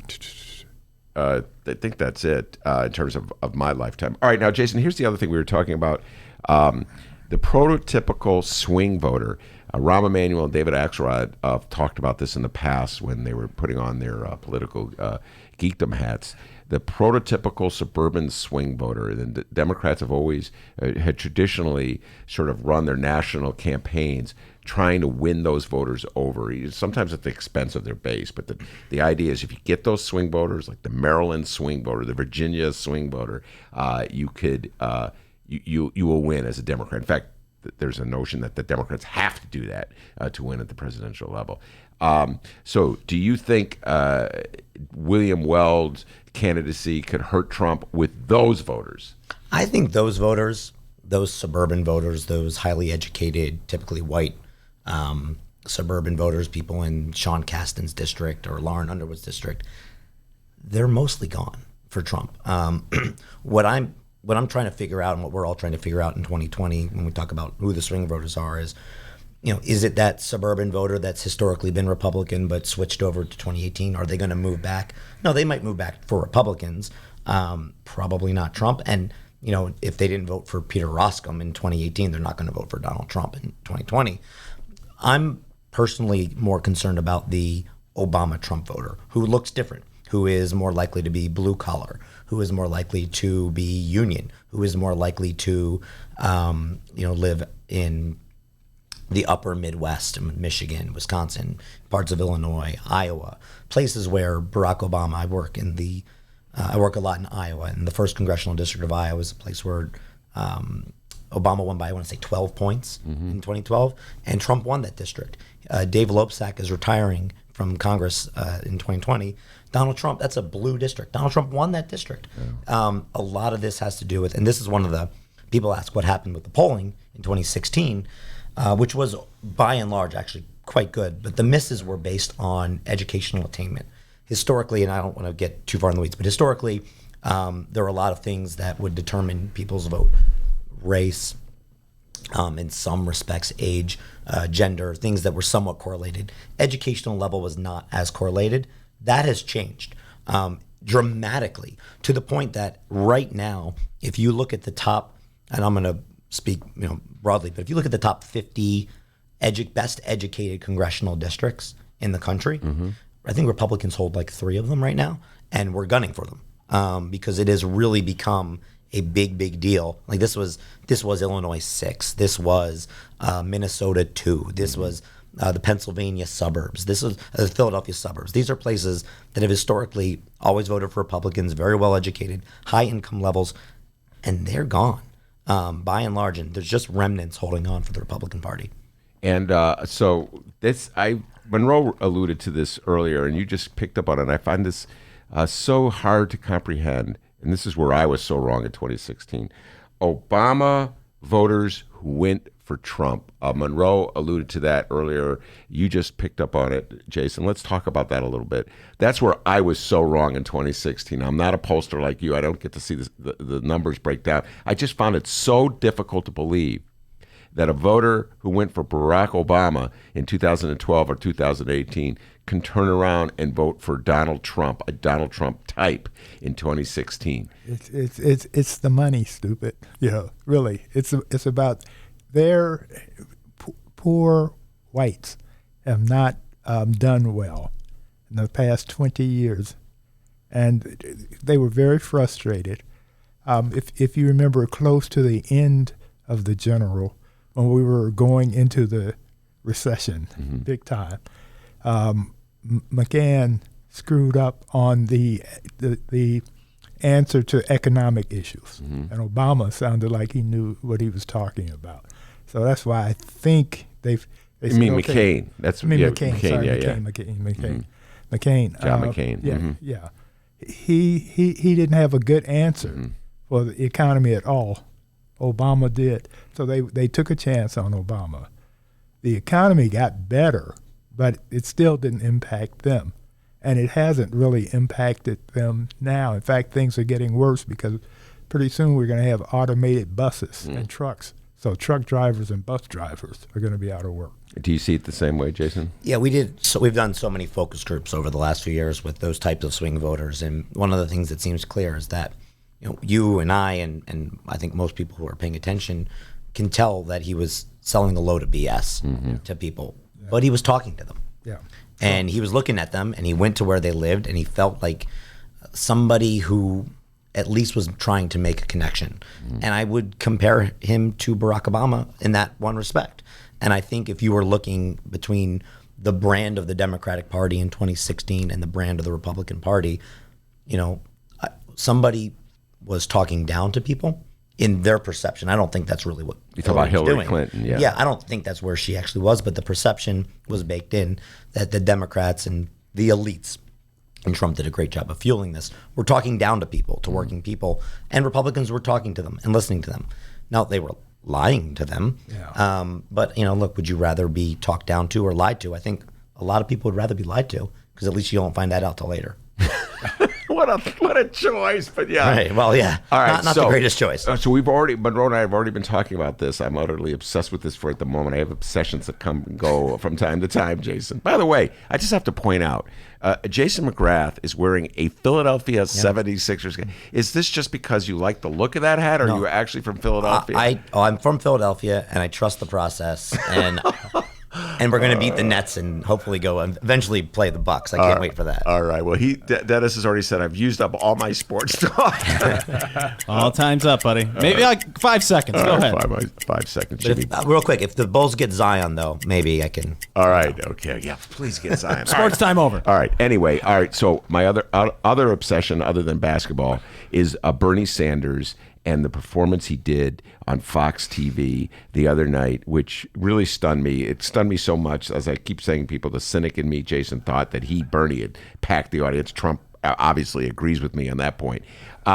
So do you think that Bernie Sanders, as a pollster, and I know you're not working any national campaigns now, but do you think that Bernie Sanders has established that he could win, that like the conventional wisdom that a lefty of his persuasion, that far left, could never win on a national level? Do you think that performance Friday or Monday, I think it was, it shows that he could possibly win? Well, I think there are a lot of reasons to think that he could win. I think that his messaging in many respects aligns with a large segment of the Democratic primary electorate. He has proven a very adept fundraiser, which matters. A lot of folks are doing well in that respect, none as well as he is. And, it's a marathon. You can do really, Pete Buttigieg, very exciting candidate. Will he have the resources and the stamina to go all the way? That's an unanswered question. It's really hard to know. Right. Sanders has proven that he can raise money, have enough money to sustain himself. It's different. He was the alternative. If you didn't like Clinton, you had Sanders. If you didn't like what the establishment of the Democratic Party was putting forward, you had Sanders. Now you've got 20 different options today. There will be more. Yeah. There will be less. There will be other Pete Buttigieg's who come out of nowhere.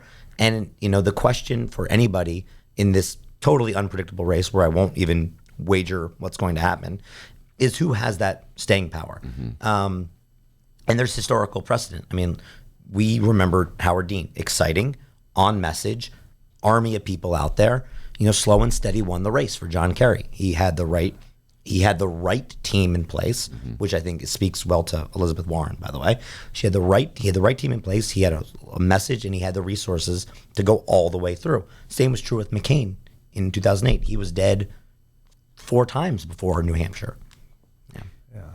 And we also talked about Bernie's appeal to black voters. I'm wondering if you've seen any polls to show whether he is going to do better this time than he did in 2016, or will he suffer as he did back then? I haven't looked at the crosstabs. There's so much focus on Iowa and New Hampshire, and as everybody knows, when you really want to care about what African Americans think about, you go to Iowa and New Hampshire. Right, exactly. But skip South Carolina. Yeah, but there are polls out there in California and South Carolina where Sanders and Biden are up there. Kamala Harris in California, Buttigieg is rising, and I should have dug more into the crosstabs there. But look, you're not going to be the nominee of the Democratic Party if you can't connect with Hispanic voters, African American voters, especially African American women. Yeah. Just not going to be the nominee of the party.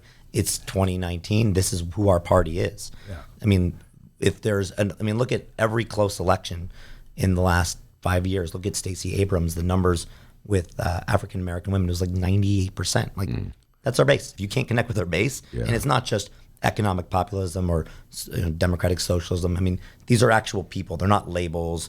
They're not ideologies. Right. They're people. If you're not talking to them, if you're not connecting with them, you're not going to win. Yeah. Yeah, and as I was pointing out earlier, Bernie has not had to do that, so he hasn't done it.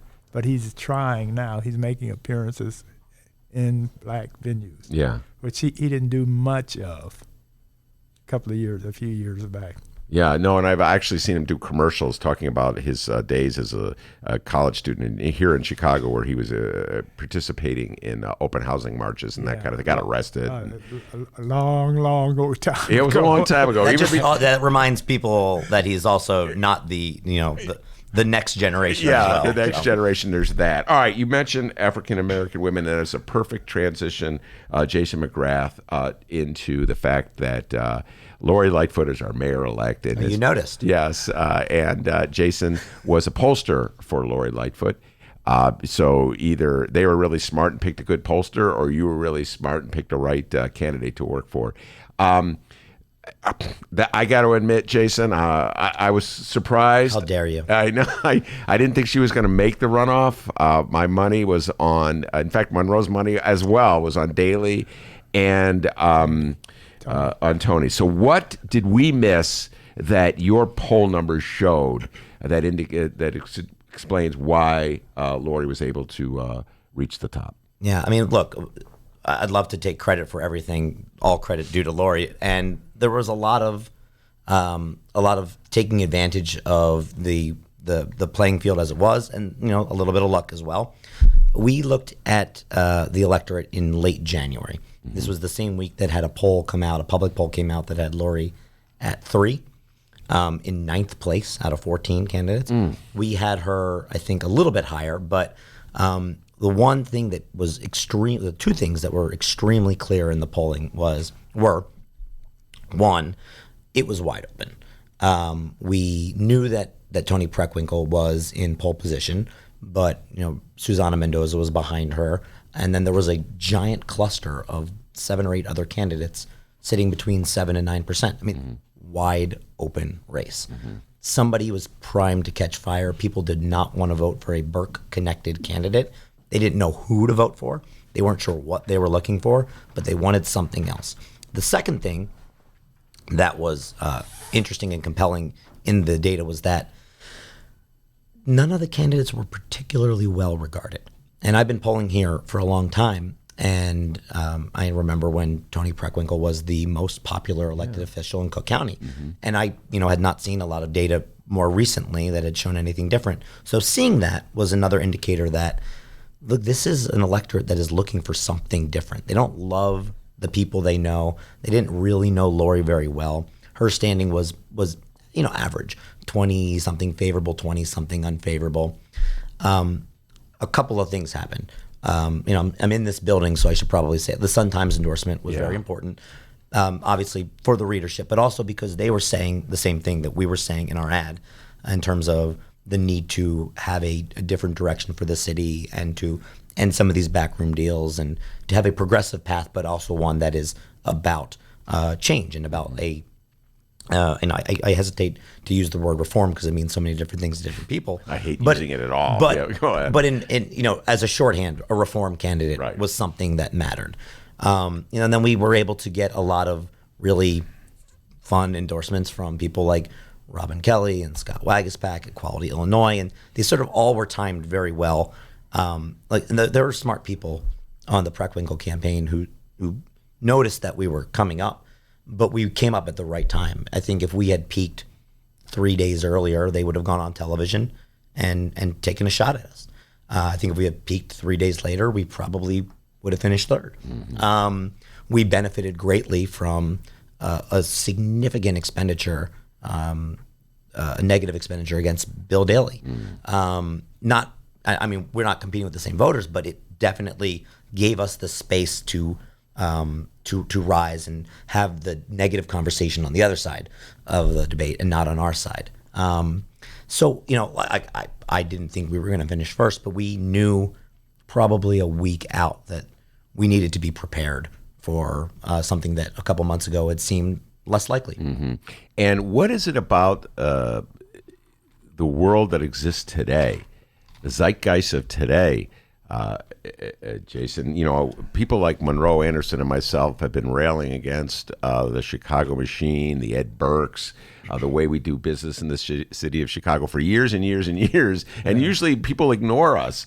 And that's bad. He's nuts. But all of a sudden, today, in January of 2019, it worked against Tony Preckwinkle. It worked against Bill Daley. It worked against Gary Chico. All of a sudden, everybody in Chicago was like Monroe Anderson and Ben Joravsky. As frightening as that is, Monroe.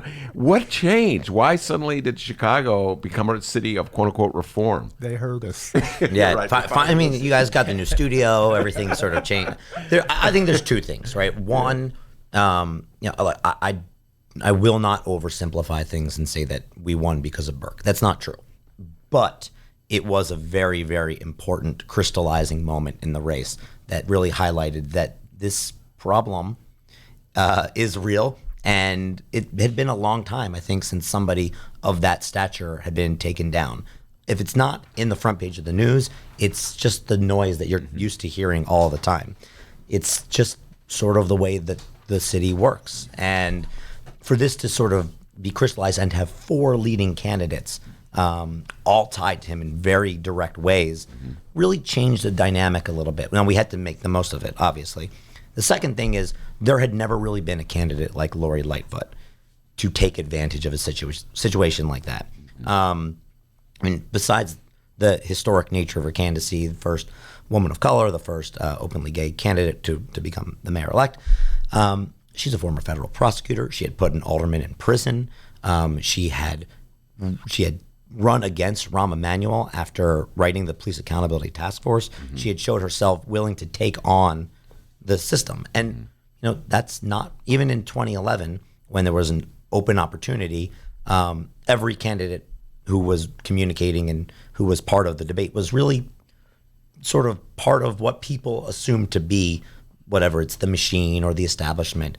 That was not true with Lori, and that was different. So not only did you have sort of this story that is always kind of background noise be front page news for weeks and weeks and weeks, you had the other candidates tied to Alderman Burke, but you finally had the candidate who could credibly make the argument that she was different, that she had proven it in the past, and that she could show in the future to be different. That's I think because there are other quality candidates in the race, but they couldn't make that argument, not to that extent. All right, Kady McFadden has entered the room. We're going to bring her on in a little while and change the conversation a bit. But before we do that, I have to ask you this, Jason. Monroe and I have talked about this in the past. Wonder what your thoughts are. You were the pollster. You were there. You saw the numbers come in. Was there now Monday morning quarterbacking? Was there anything Tony Preckwinkle could have done differently that would have resulted with her winning this election, or was it just a foregone conclusion, given everything you just said, that she was going to lose to Lori Lightfoot? I don't think she could have won. I know she didn't have to lose by 47. So there are some things that she could have done differently. Yeah. Well, if you could name one, what would it be? I would say don't try to instigate a debate over who's more progressive when the electorate thinks that the other candidate is more progressive, would be one thing that she could have done differently. In other words, just be who you are. I'm a boss. I'm proud of it. Listen to your pollster, I guess. Listen to your pollster. How about that, Monroe? Listen to your pollster. That usually works. Yeah, that usually works. That's what pollsters say. Anyway, Jason McGrath, I think, is going to stick around. Monroe Anderson's going to take off. Monroe, before you go, any predictions on Trump and his taxes? Will we see Trump's taxes in the next week? Yes or no? Not in the next week, but we will see his taxes, and we will see the full Mueller report sometime. Yeah, but not this week. Not next week. We'll still be talking about it next week. We will be. I'm hoping for a Daniel Ellsberg type somewhere in the bowels of the Justice Department who will leak the whole report. They're going to give us a redacted version tomorrow with orange paint and yellow paint and this and that, Monroe. Yeah. I'm hoping that there's somebody who leaks this stuff. And I kind of had to step away for a minute. I'm not sure if Monroe said any dirty words, but let me just cover it just in case. The views and actions of Monroe Anderson do not reflect those of the Ben Joravsky Show. No, he didn't say anything. We had to. As cool. Well, they should not. Yes. All right. Very good. That's Monroe Anderson. I'm Ben Joravsky. Kady McFadden is on deck. We'll be right back after this. Did you know that 40% of the people in Illinois opt to be cremated? Well, it's true. And Chicagoland Cremation Options honors their wishes by providing cremation services directly to the general public. Chicagoland Cremation Options provides an affordable, ethical, and easy cremation arrangement, whether in person or online. Save thousands and streamline the process by going directly to Chicagoland Cremation Options. It's a family-owned business operated by my good friend, Douglas Klein. Here's how you reach them. Chicagoland Cremation Options.com. One more time, Chicagoland Cremation Options.com.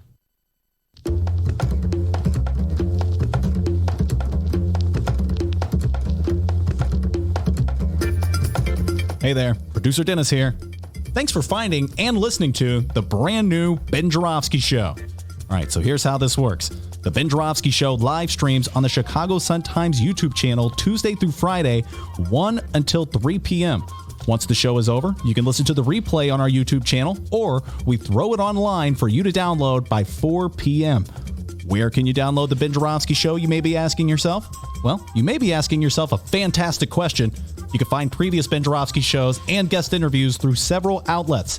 The Chicago Sun-Times online, chicago.suntimes.com, the Chicago Reader online, chicagoreader.com, and wherever else you listen to your favorite podcasts. Apple Podcasts, Google Play, pick one. Just search for The Ben Joravsky Show. J-O-R-A, V as in victory, S-K-Y. So, let's recap. Tuesday through Friday, 1 until 3 p.m. Live streamed on the Chicago Sun-Times YouTube channel and downloadable by 4 at chicago.suntimes.com, chicagoreader.com, and wherever else you listen to your favorite podcasts. Yes, the Ben Joravsky Show is back. We're live and downloaded. Tell your friends and enjoy the rest of the show.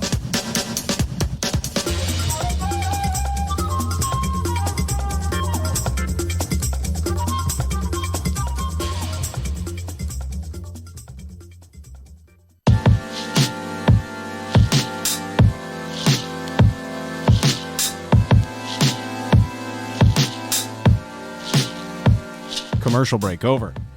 Welcome back to the Ben Joravsky Show. Benny J, take it away. Yes, Monroe Anderson has left the building. Monroe Anderson, like Elvis, has left the building, but Kady McFadden has taken his chair, deputy director of the Sierra Club, and we twisted Jason McGrath's arm into staying. Boy, was that a forced fight. We got to force him down. Get in, lock the door. I know, it was intense. Political pollster extraordinary, I should say, Jason McGrath from GBAO Strategies. One more time. GBAO Strategies. I was negligent. I should have named the name of his company. Way to go. But I think I made up for it by saying GBAO Strategies. Jason McGrath, Kady McFadden. D, you got an update for me? GBAO Strategies. One more time. Right. May as well, right? Get that T-shirt out. Just a quick update here. Ben, ask and you shall receive, sir. Wow. I bet you don't even remember saying this. I do not know. We were talking about our email address, which, by the way, BennyJShow@gmail.com, BENNY, the letter J, show@gmail.com. We've had it ever since we started the show. We just announced it the first time today. Forgot all about it, honestly. Yeah. But then you said, oh, yeah, send us a meme. Remember you said that? Yeah, I do remember. All right, well, we got a meme. Yep, Babbers. Oh, yeah, my man Babbers. I love the rift going on between you and Babs at the moment, between Pelosi and all that. Gotta ask Jason McGrath a Pelosi question. Please do. Before I let him out of this studio. So the meme that our good friend Bab, it's posted on the Ben Joravsky Show Facebook page. Go check it out, everybody. Once again, BENNYJ Show. Ben, it's your Facebook picture. You know, can you see this right here? Okay, so Ben, your Facebook picture, it does look like you're like in the Everglades or something, hunting for crocodiles. Yeah, it's a long time ago. Yeah. So go check this picture out, and then Babs put at the top of it, I live in a van down by the river. You gotta love Babs, man. He's been giving me a hard time about Nancy Pelosi. And, keep it up, Babs. It's fantastic content. Yeah, it is funny stuff. Hey, let's get the meme party going. Send a meme over on the Ben Joravsky Show Facebook page or our Twitter page at Benny J Show. You got some competition here. I don't know if you're going to top Babs. I live down by the river meme, but you know, we'll see. No, Babs put on my Facebook page after I admitted Jason and Kady how much a fan I am of what Nancy Pelosi is doing in terms of keeping the Democratic Party together in Congress. I'm not saying I'm a fan of her policies. I'm not saying I'm a fan of the way, you know, sort of the direction she goes, and politically speaking, but that's a very difficult task that she has. A lot of different powerful, strong personalities from all spectrums of the Democratic Party, and I've been complimenting her for keeping the party together, and Babs has been taking the other point of view that she's too much of a Dem with a capital D. Jason, you have something to say on this subject? It's a tough job. I mean, they begged Paul Ryan to take that job on the other side, and he was terrible at it because it's a terrible, difficult job. This is the second time she's now had this job, and it's what she does. Yeah. She gets her votes. She gets her people together. She serves as the punching bag when the party needs a punching bag, and she can punch back just as hard. So, yeah, I think she's figured it out in a way that and McCarthy or anybody on the other side has yet to do it. What do you think, Kady? Are you a fan? Yeah, I agree. I think it is important to recognize districts are different, and so there's going to, to the extent that you can account for that, and I think she does allow that to happen. Mm-hmm. But, I'm also a big AOC fan, so I think some of the criticism and sort of like ball she's been throwing at some of that wing of the party, I think it's just important to recognize that those districts are different, and that still means we need Democratic Party unity, but to make space for that. Now, let me ask you this, and that's AOC is another one of my obsessions. I just saw the movie. It's called Knock Down the House. I've been talking about it obsessively here. It'll be on Netflix next month, and it's a documentary, Kady, about the 4 Democratic women who ran in primaries, upstart candidates in 2018. 3 lost, 1 won, and the one that won was Alexandria Ocasio-Cortez. And it's behind the scenes. You get to see Alexandria Ocasio-Cortez. So I recommend it as a political junkie. You see that, Jason, and you as well. But my question is this: do you think there's something strategic about Nancy Pelosi criticizing the AOC wing of the party just to sort of keep? She'll every now and then distance herself from the AOCs of the world in order to sort of make the party look a little more central, not to alienate those centrist voters. Do you think there's something strategic going on there? 100%. And I think that's why I don't disagree with the policy of, like the DCCC just put out saying, don't work with anyone who's primarying Democrats. I don't disagree with Nancy has to do her job keeping Democrats. That's her number one thing, is to keep those people in office. But that doesn't necessarily mean we shouldn't primary Democrats. It doesn't mean that you can't have sort of both and. It's obviously people doing their job and having to play those roles. All right. Now, this is part where I disagree with that policy, and love to hear what Jason has to say about this. We talked about this earlier. I had some Bernie Sanders folks in last week, and we were talking about this notion that if strategists go to work for insurgents who are running against incumbent Democratic Congress women or men, that the Democratic Party will not hire them in the future because they worked against the incumbent.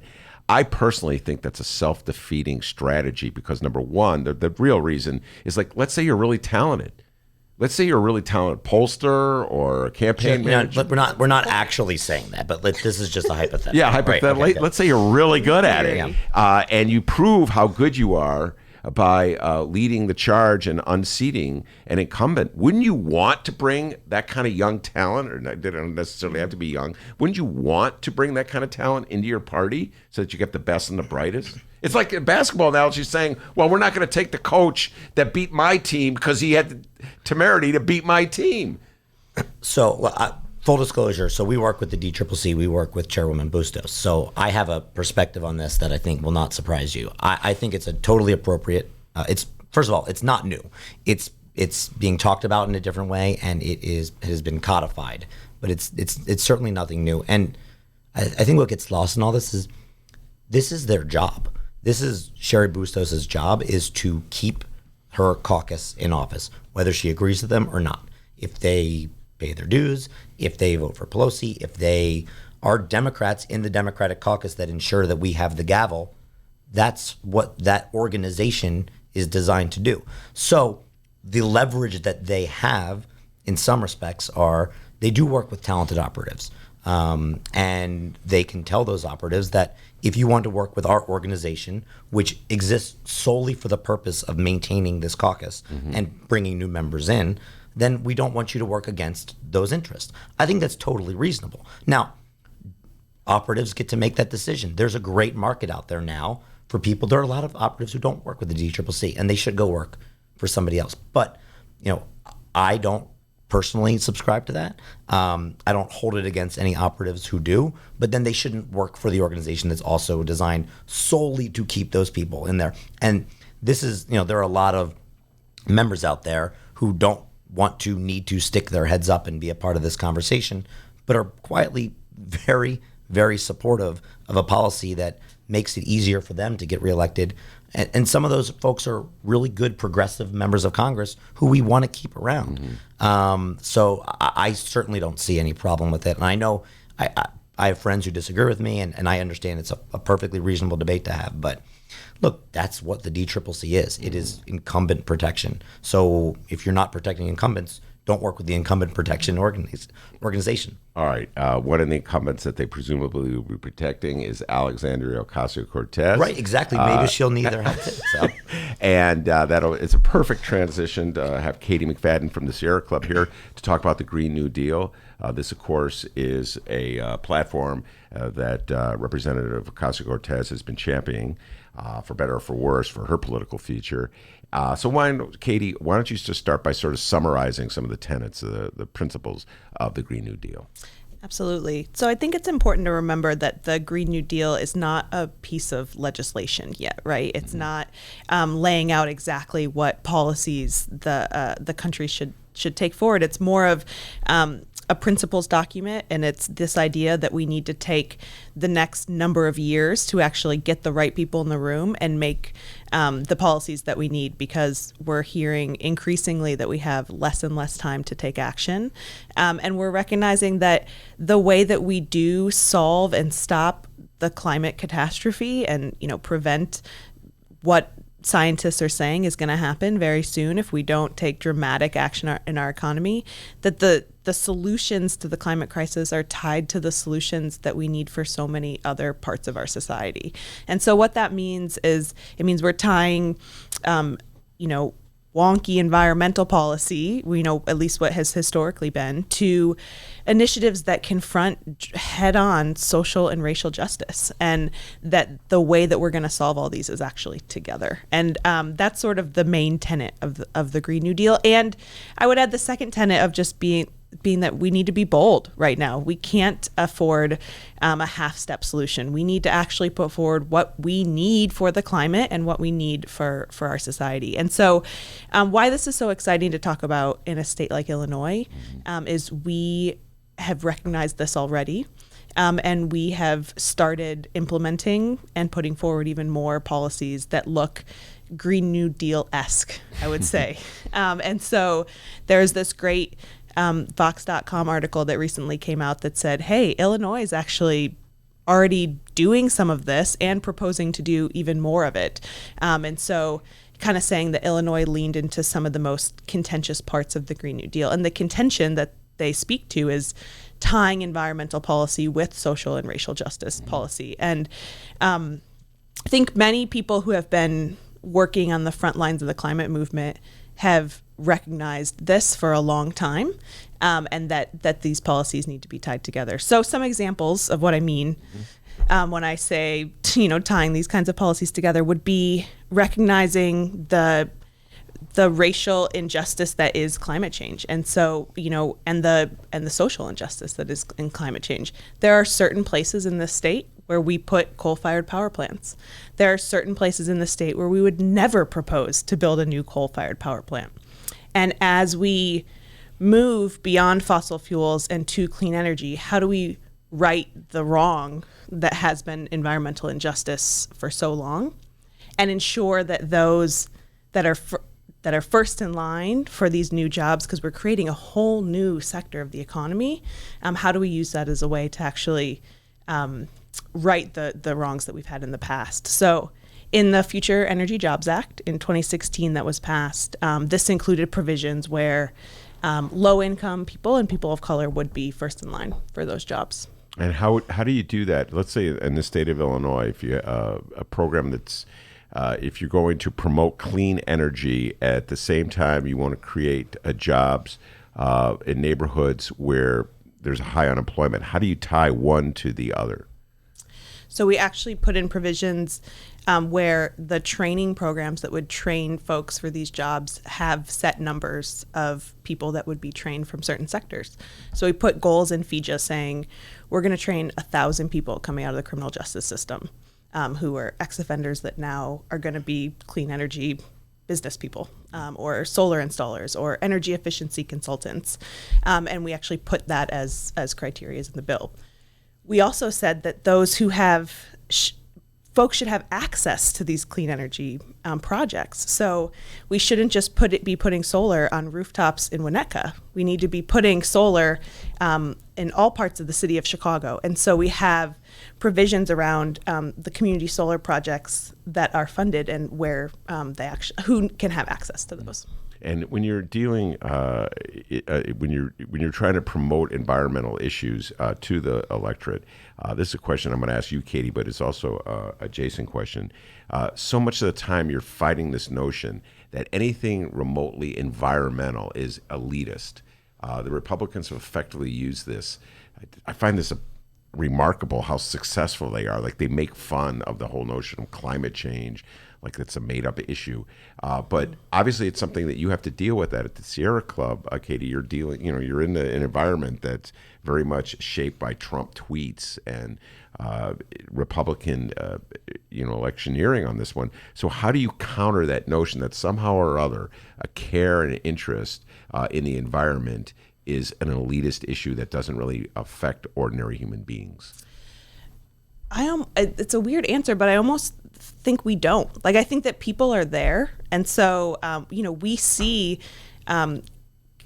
this movement for climate justice coming from young people, coming from community groups on the South and West Side, coming from, organizations that also have missions around racial and social justice. And so I almost want to say, this is already happening. We don't have to try to make it happen. And instead, what we need to do, especially as the environmental movement, and recognizing that the Sierra Club is part of a long history of, frankly, white environmentalists who have been, more concerned about getting the exact policy right than involving the right people, that the table of who's making these decisions has to be bigger and more inclusive. And so it's more this work that we're doing with ourselves more than anything. All right. Well, you have some bills or some proposals in Springfield right now on the state level. Talk a little bit about those and how much widespread support they have.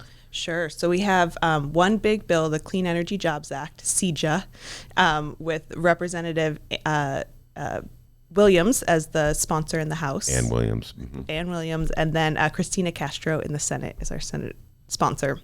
Mm-hmm. And these bills have, I wish I had the exact count, a lot of co-sponsors on them right now, and we're really building a lot of momentum behind this bill. And what it does is it actually sets a goal for Illinois of getting to 100% clean energy for the entire state by 2050. And it sets an interim goal of getting completely off fossil fuels by 2030. So it would be fossil fuel 100% clean energy by when did you say? 2050. So it's a very bold proposal. It has a lot of, it's a big bill, so we don't have to get all the way into the weeds on it. But the gist is looking at how do we actually transition away from fossil fuels in a way by planning now so that we can protect communities that are going to be affected, so that we can ensure we're amply having time to ramp up the clean energy economy, that we're able to include actually like transportation solutions in this as well. So how do we transition our transportation sector towards clean energy and more electrification? And so it really is a big sweeping amount of proposals that is very exciting. Yeah, Ann Williams, by the way, will be on the show next week talking about this. So we'll be talking about this more in specificity. Are the Republicans signed on to this bill?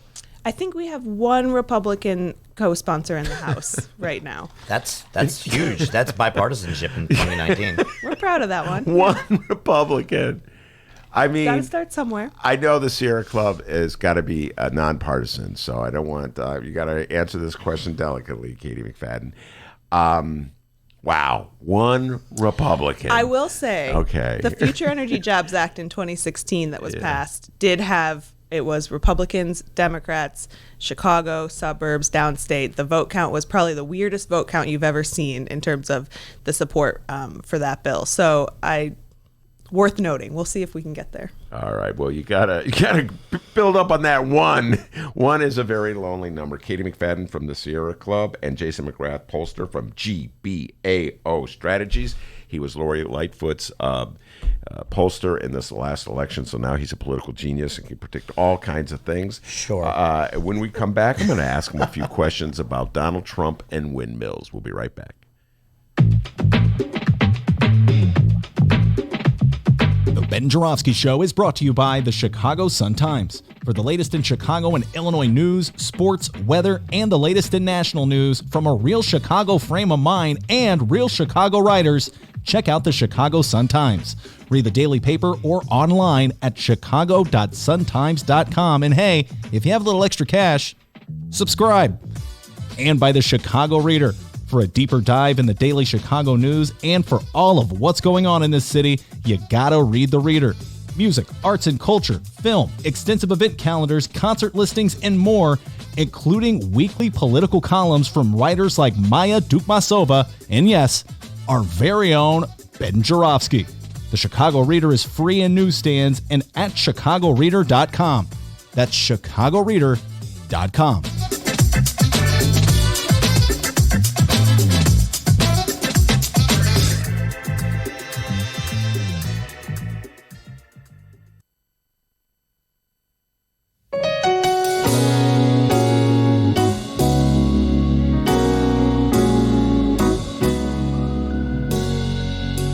Welcome back to the Ben Joravsky Show. Mr. Joravsky, take us home. All right, that super cool music means we're coming into the show. We're not done yet. And by the way, yes, indeed, that is true. Jason McGrath, when he's not doing polling, plays the piano. He's playing the keyboard right now on that song. I'm glad you like the selection. Yeah, you're right. I'd really love it. Not only is he a great pollster and a Philadelphia 76ers fan, he plays the keyboard, Jason McGrath. Kady McFadden is playing the organ in this song. All right, we're going to bring him back with a few more questions. But before we do that, do you got an update for us, young man? He is good. Yeah, he's so piano. good, man. My Lord. Not so good at picking basketball teams, but he's really good at the piano.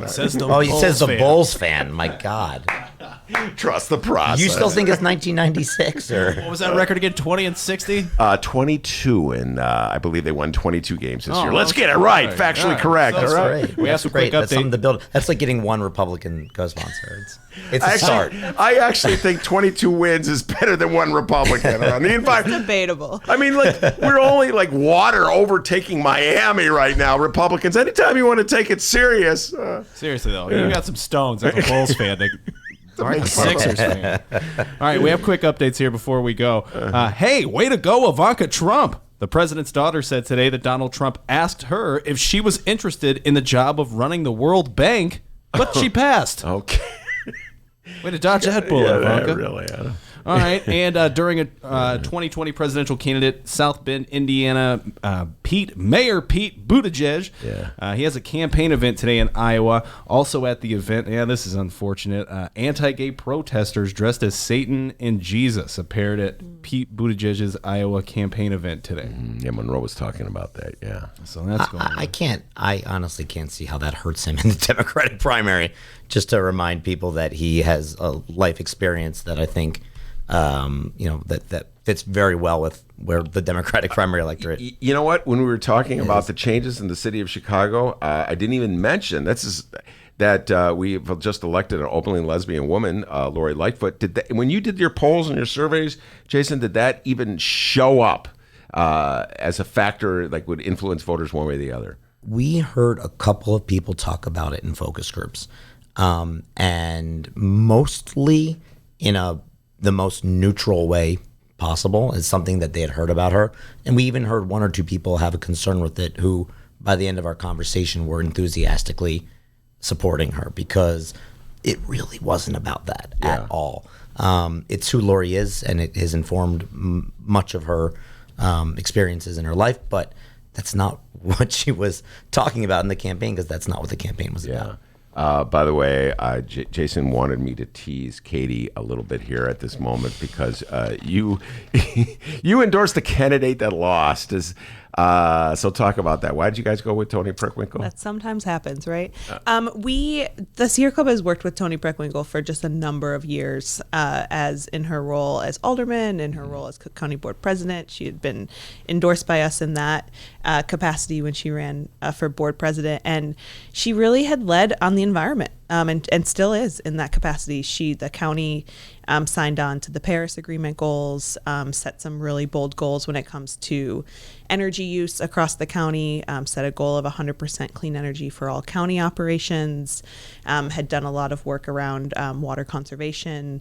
So we knew her, and we were, confident that if she became mayor, we'd continue to be able to work with her on really bold environmental initiatives in the city. And so in thinking about, especially during the primary process, which candidate we were going to be for, that's who we went with. Yeah, so you knew her, and you went with her, and you guys, 75-25, it was a shellacking. By the way, before I go back to the environment, quick question. When the Preckwinkle, I don't even know if it was the Preckwinkle people, but when there was those flyers, those anti-gay, lesbian flyers that were circulated throughout the Chicago, did that, Jason, show any signs of... No, I mean...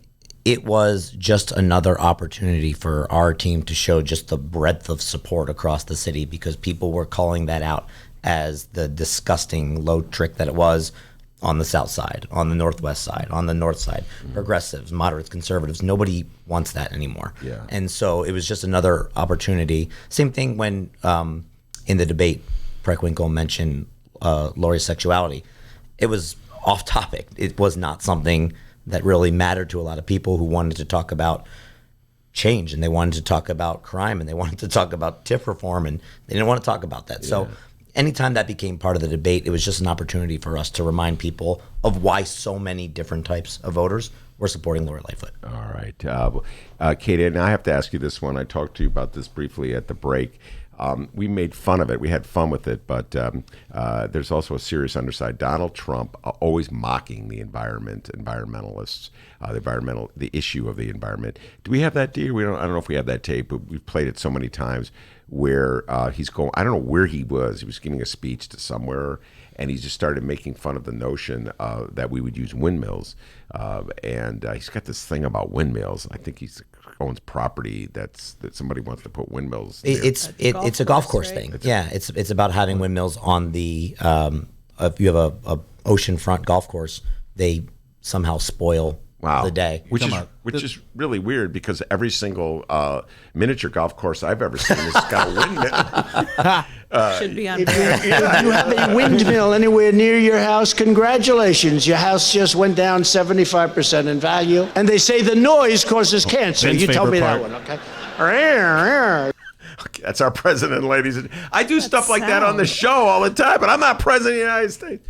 All right, so first of all, let's just pick it apart. I mean, getting into a... Do windmills cause cancer? Yeah. Is that your question? I'm not a doctor. Yeah, I'm not a doctor, but no, 75% of your value. I mean, just throw stuff out there, So it's absurd. Well, let's start there. Let me tell you what I'm more concerned about, which is that he's saying these things, but there is a concerted effort with a lot of money behind it to fight wind proposals across this country. And they do it by, it's a Koch brothers thing. They bring people to DC to train them. They deploy them out to rural counties, because a lot of these decisions, the zoning decisions, happen at the county level. They go and they stir up all this worries, telling people their property values are going to go down, telling people they're going to go crazy from the light flicker and maybe cause cancer, I suppose. Just the noise. But what this is doing is we're seeing this have an effect as we're trying to get to 100% clean energy, that seeing this happen not only in Trump's tweets, but on the ground in rural communities. A lot of times the Sierra Club or partners will have to show up and be a validator along with the company themselves, which is unfortunately not how I would love to spend staff and volunteer time fighting this craziness. But it's a real effort that's happening, and it's a real well-funded effort. And so what is the ultimate goal of this effort? To block wind proposals one by one across this country. So that we're more dependent than ever on fossil fuel. Mm-hmm. Which, I mean, by and large, we are talking about 20% of the electorate having an outsized influence over what 70 to 80% of the electorate What do you want. mean by that? People want clean energy. They see it as an opportunity to be a global leader. They see it as an opportunity to wean ourselves off of, harmful forms of energy, fossil fuel energy, and they see it as a job creator. We worked with NRDC on a major project a few years ago where we did focus groups in 5 states and a couple of national surveys, and it was a joke. There was very little pushback. People truly believe that this is the way of the future. We can lead on it. We can create jobs in communities that need jobs. A lot of people on the ground feel that way as well, but 20% of people is still a lot of people. All right, wait. Now that's an interesting thought, Katie. Think about that. 20. Let's assume that Jason's got the numbers right. 80 to 20 are in favor of clean energy, and yet Donald Trump and the Republicans, and Jason said this earlier, he is the Republican Party. Like William Weld is not going to win the Republican nomination. They seem to believe that they can be elected president, that Donald Trump will be elected president again by mocking the very concept that our Earth is under siege by climate change. Do you think they're right?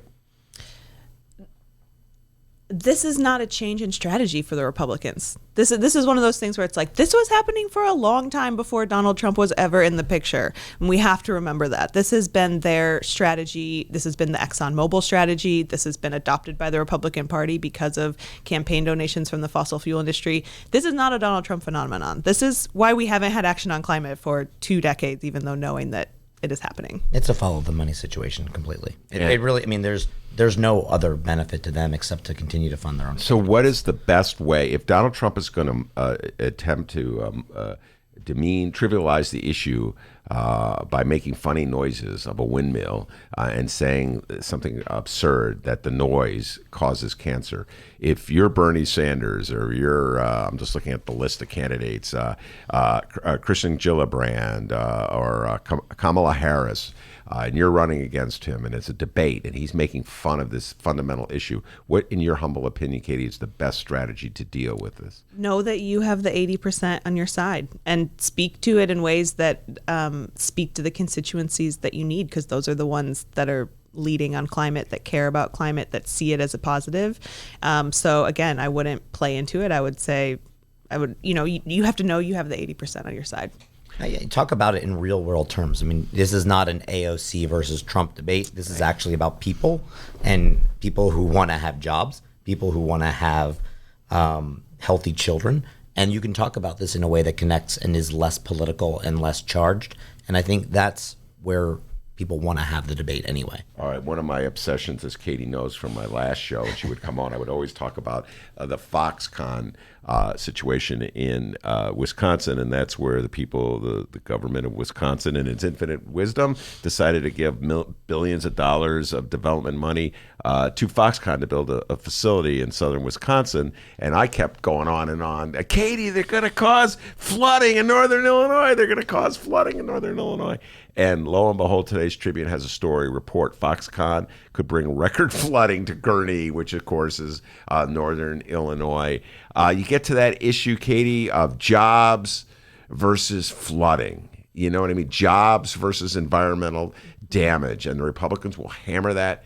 I know I shouldn't say Republicans because you're nonpartisan, but the other side, the anti-environmental people say, oh, those environmentalists, they don't care if we don't have jobs. They don't care. All they care about is their flooding.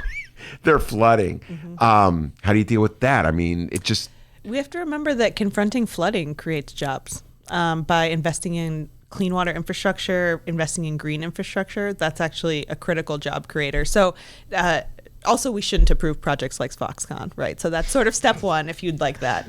But so many of the things that we want as the environmental movement, my larger point is, are huge job creators. Are not only job creators, are like new economy sector creators. Solar and wind are some of the fastest growing parts of our economy right now, hundreds times faster than so many other places or so many other pieces. And so the way that we as the environmental movement talk about this can't sort of play into that frame. But we could, if we wanted to invest that money in different ways, we could create a sizable dent. And we've done some studies in Chicago, investing in clean water infrastructure that could help prevent things like flooding, which we need to do for so many reasons. I mean, could have a sizable impact on the unemployment rate in the city. Like, there's that much work that needs to be done. And so if we want to invest in those ways, we can have both. I'm surprised that the Republicans haven't tried to sell this as like a new lazy river ride at Six Flags. That is next. Listen, guys, I remember this fight going back to when Jimmy Carter installed solar panels on the White House, and Ronald Reagan got in, took those solar panels, because somehow or other solar panels were symbolic of what? Probably some pollsters said it was, hey, shows that you're tough. Taking those panels off. Yeah, shows you're tough. Yeah, that'll show Gorbachev. That'll show. Yeah, Ronald Reagan himself got up there and took the panels off. All right, Kady McFadden. If people want to get more information about the Clean Energy Jobs Act, they want to get more information about joining this. What do they do? Is there a website they can go to? Anything like that? Yeah, please check out our website, sierraclub.org/Illinois. Lots of information about how to get involved, or follow us on Twitter at Sierra Club IL. All right, very good. Thank you so much for coming. As always, Kady McFadden, Jason McGrath, first-time visitor to the show. Thank you for being here. And I also want to thank Monroe Anderson, who was our guest earlier in the day. And, of course, the man, the myth, the legend behind the boards, pride and joy of Alton, Illinois. Ladies all love him for his body and his mind. Give yourself a raise. Take it out. No one says that. You're the only one who says that. Me and Otis Wilson. See you tomorrow, everybody. Hey, live streamers, remember, you can download today's show if you missed any of it. Don't worry. At chicagoreader.com and chicago.suntimes.com. Yeah, give me like 40 minutes and I can have it posted. And hey, downloaders, you know we live stream the show, right? Yeah, it's true. Every Tuesday through Friday, 1 p.m. until 3 at the same website, chicagoreader.com. chicago.suntimes.com. The Ben Joravsky Show is posted at the top of both pages. Find us, download us, listen to us live, whatever you want to do. See you tomorrow.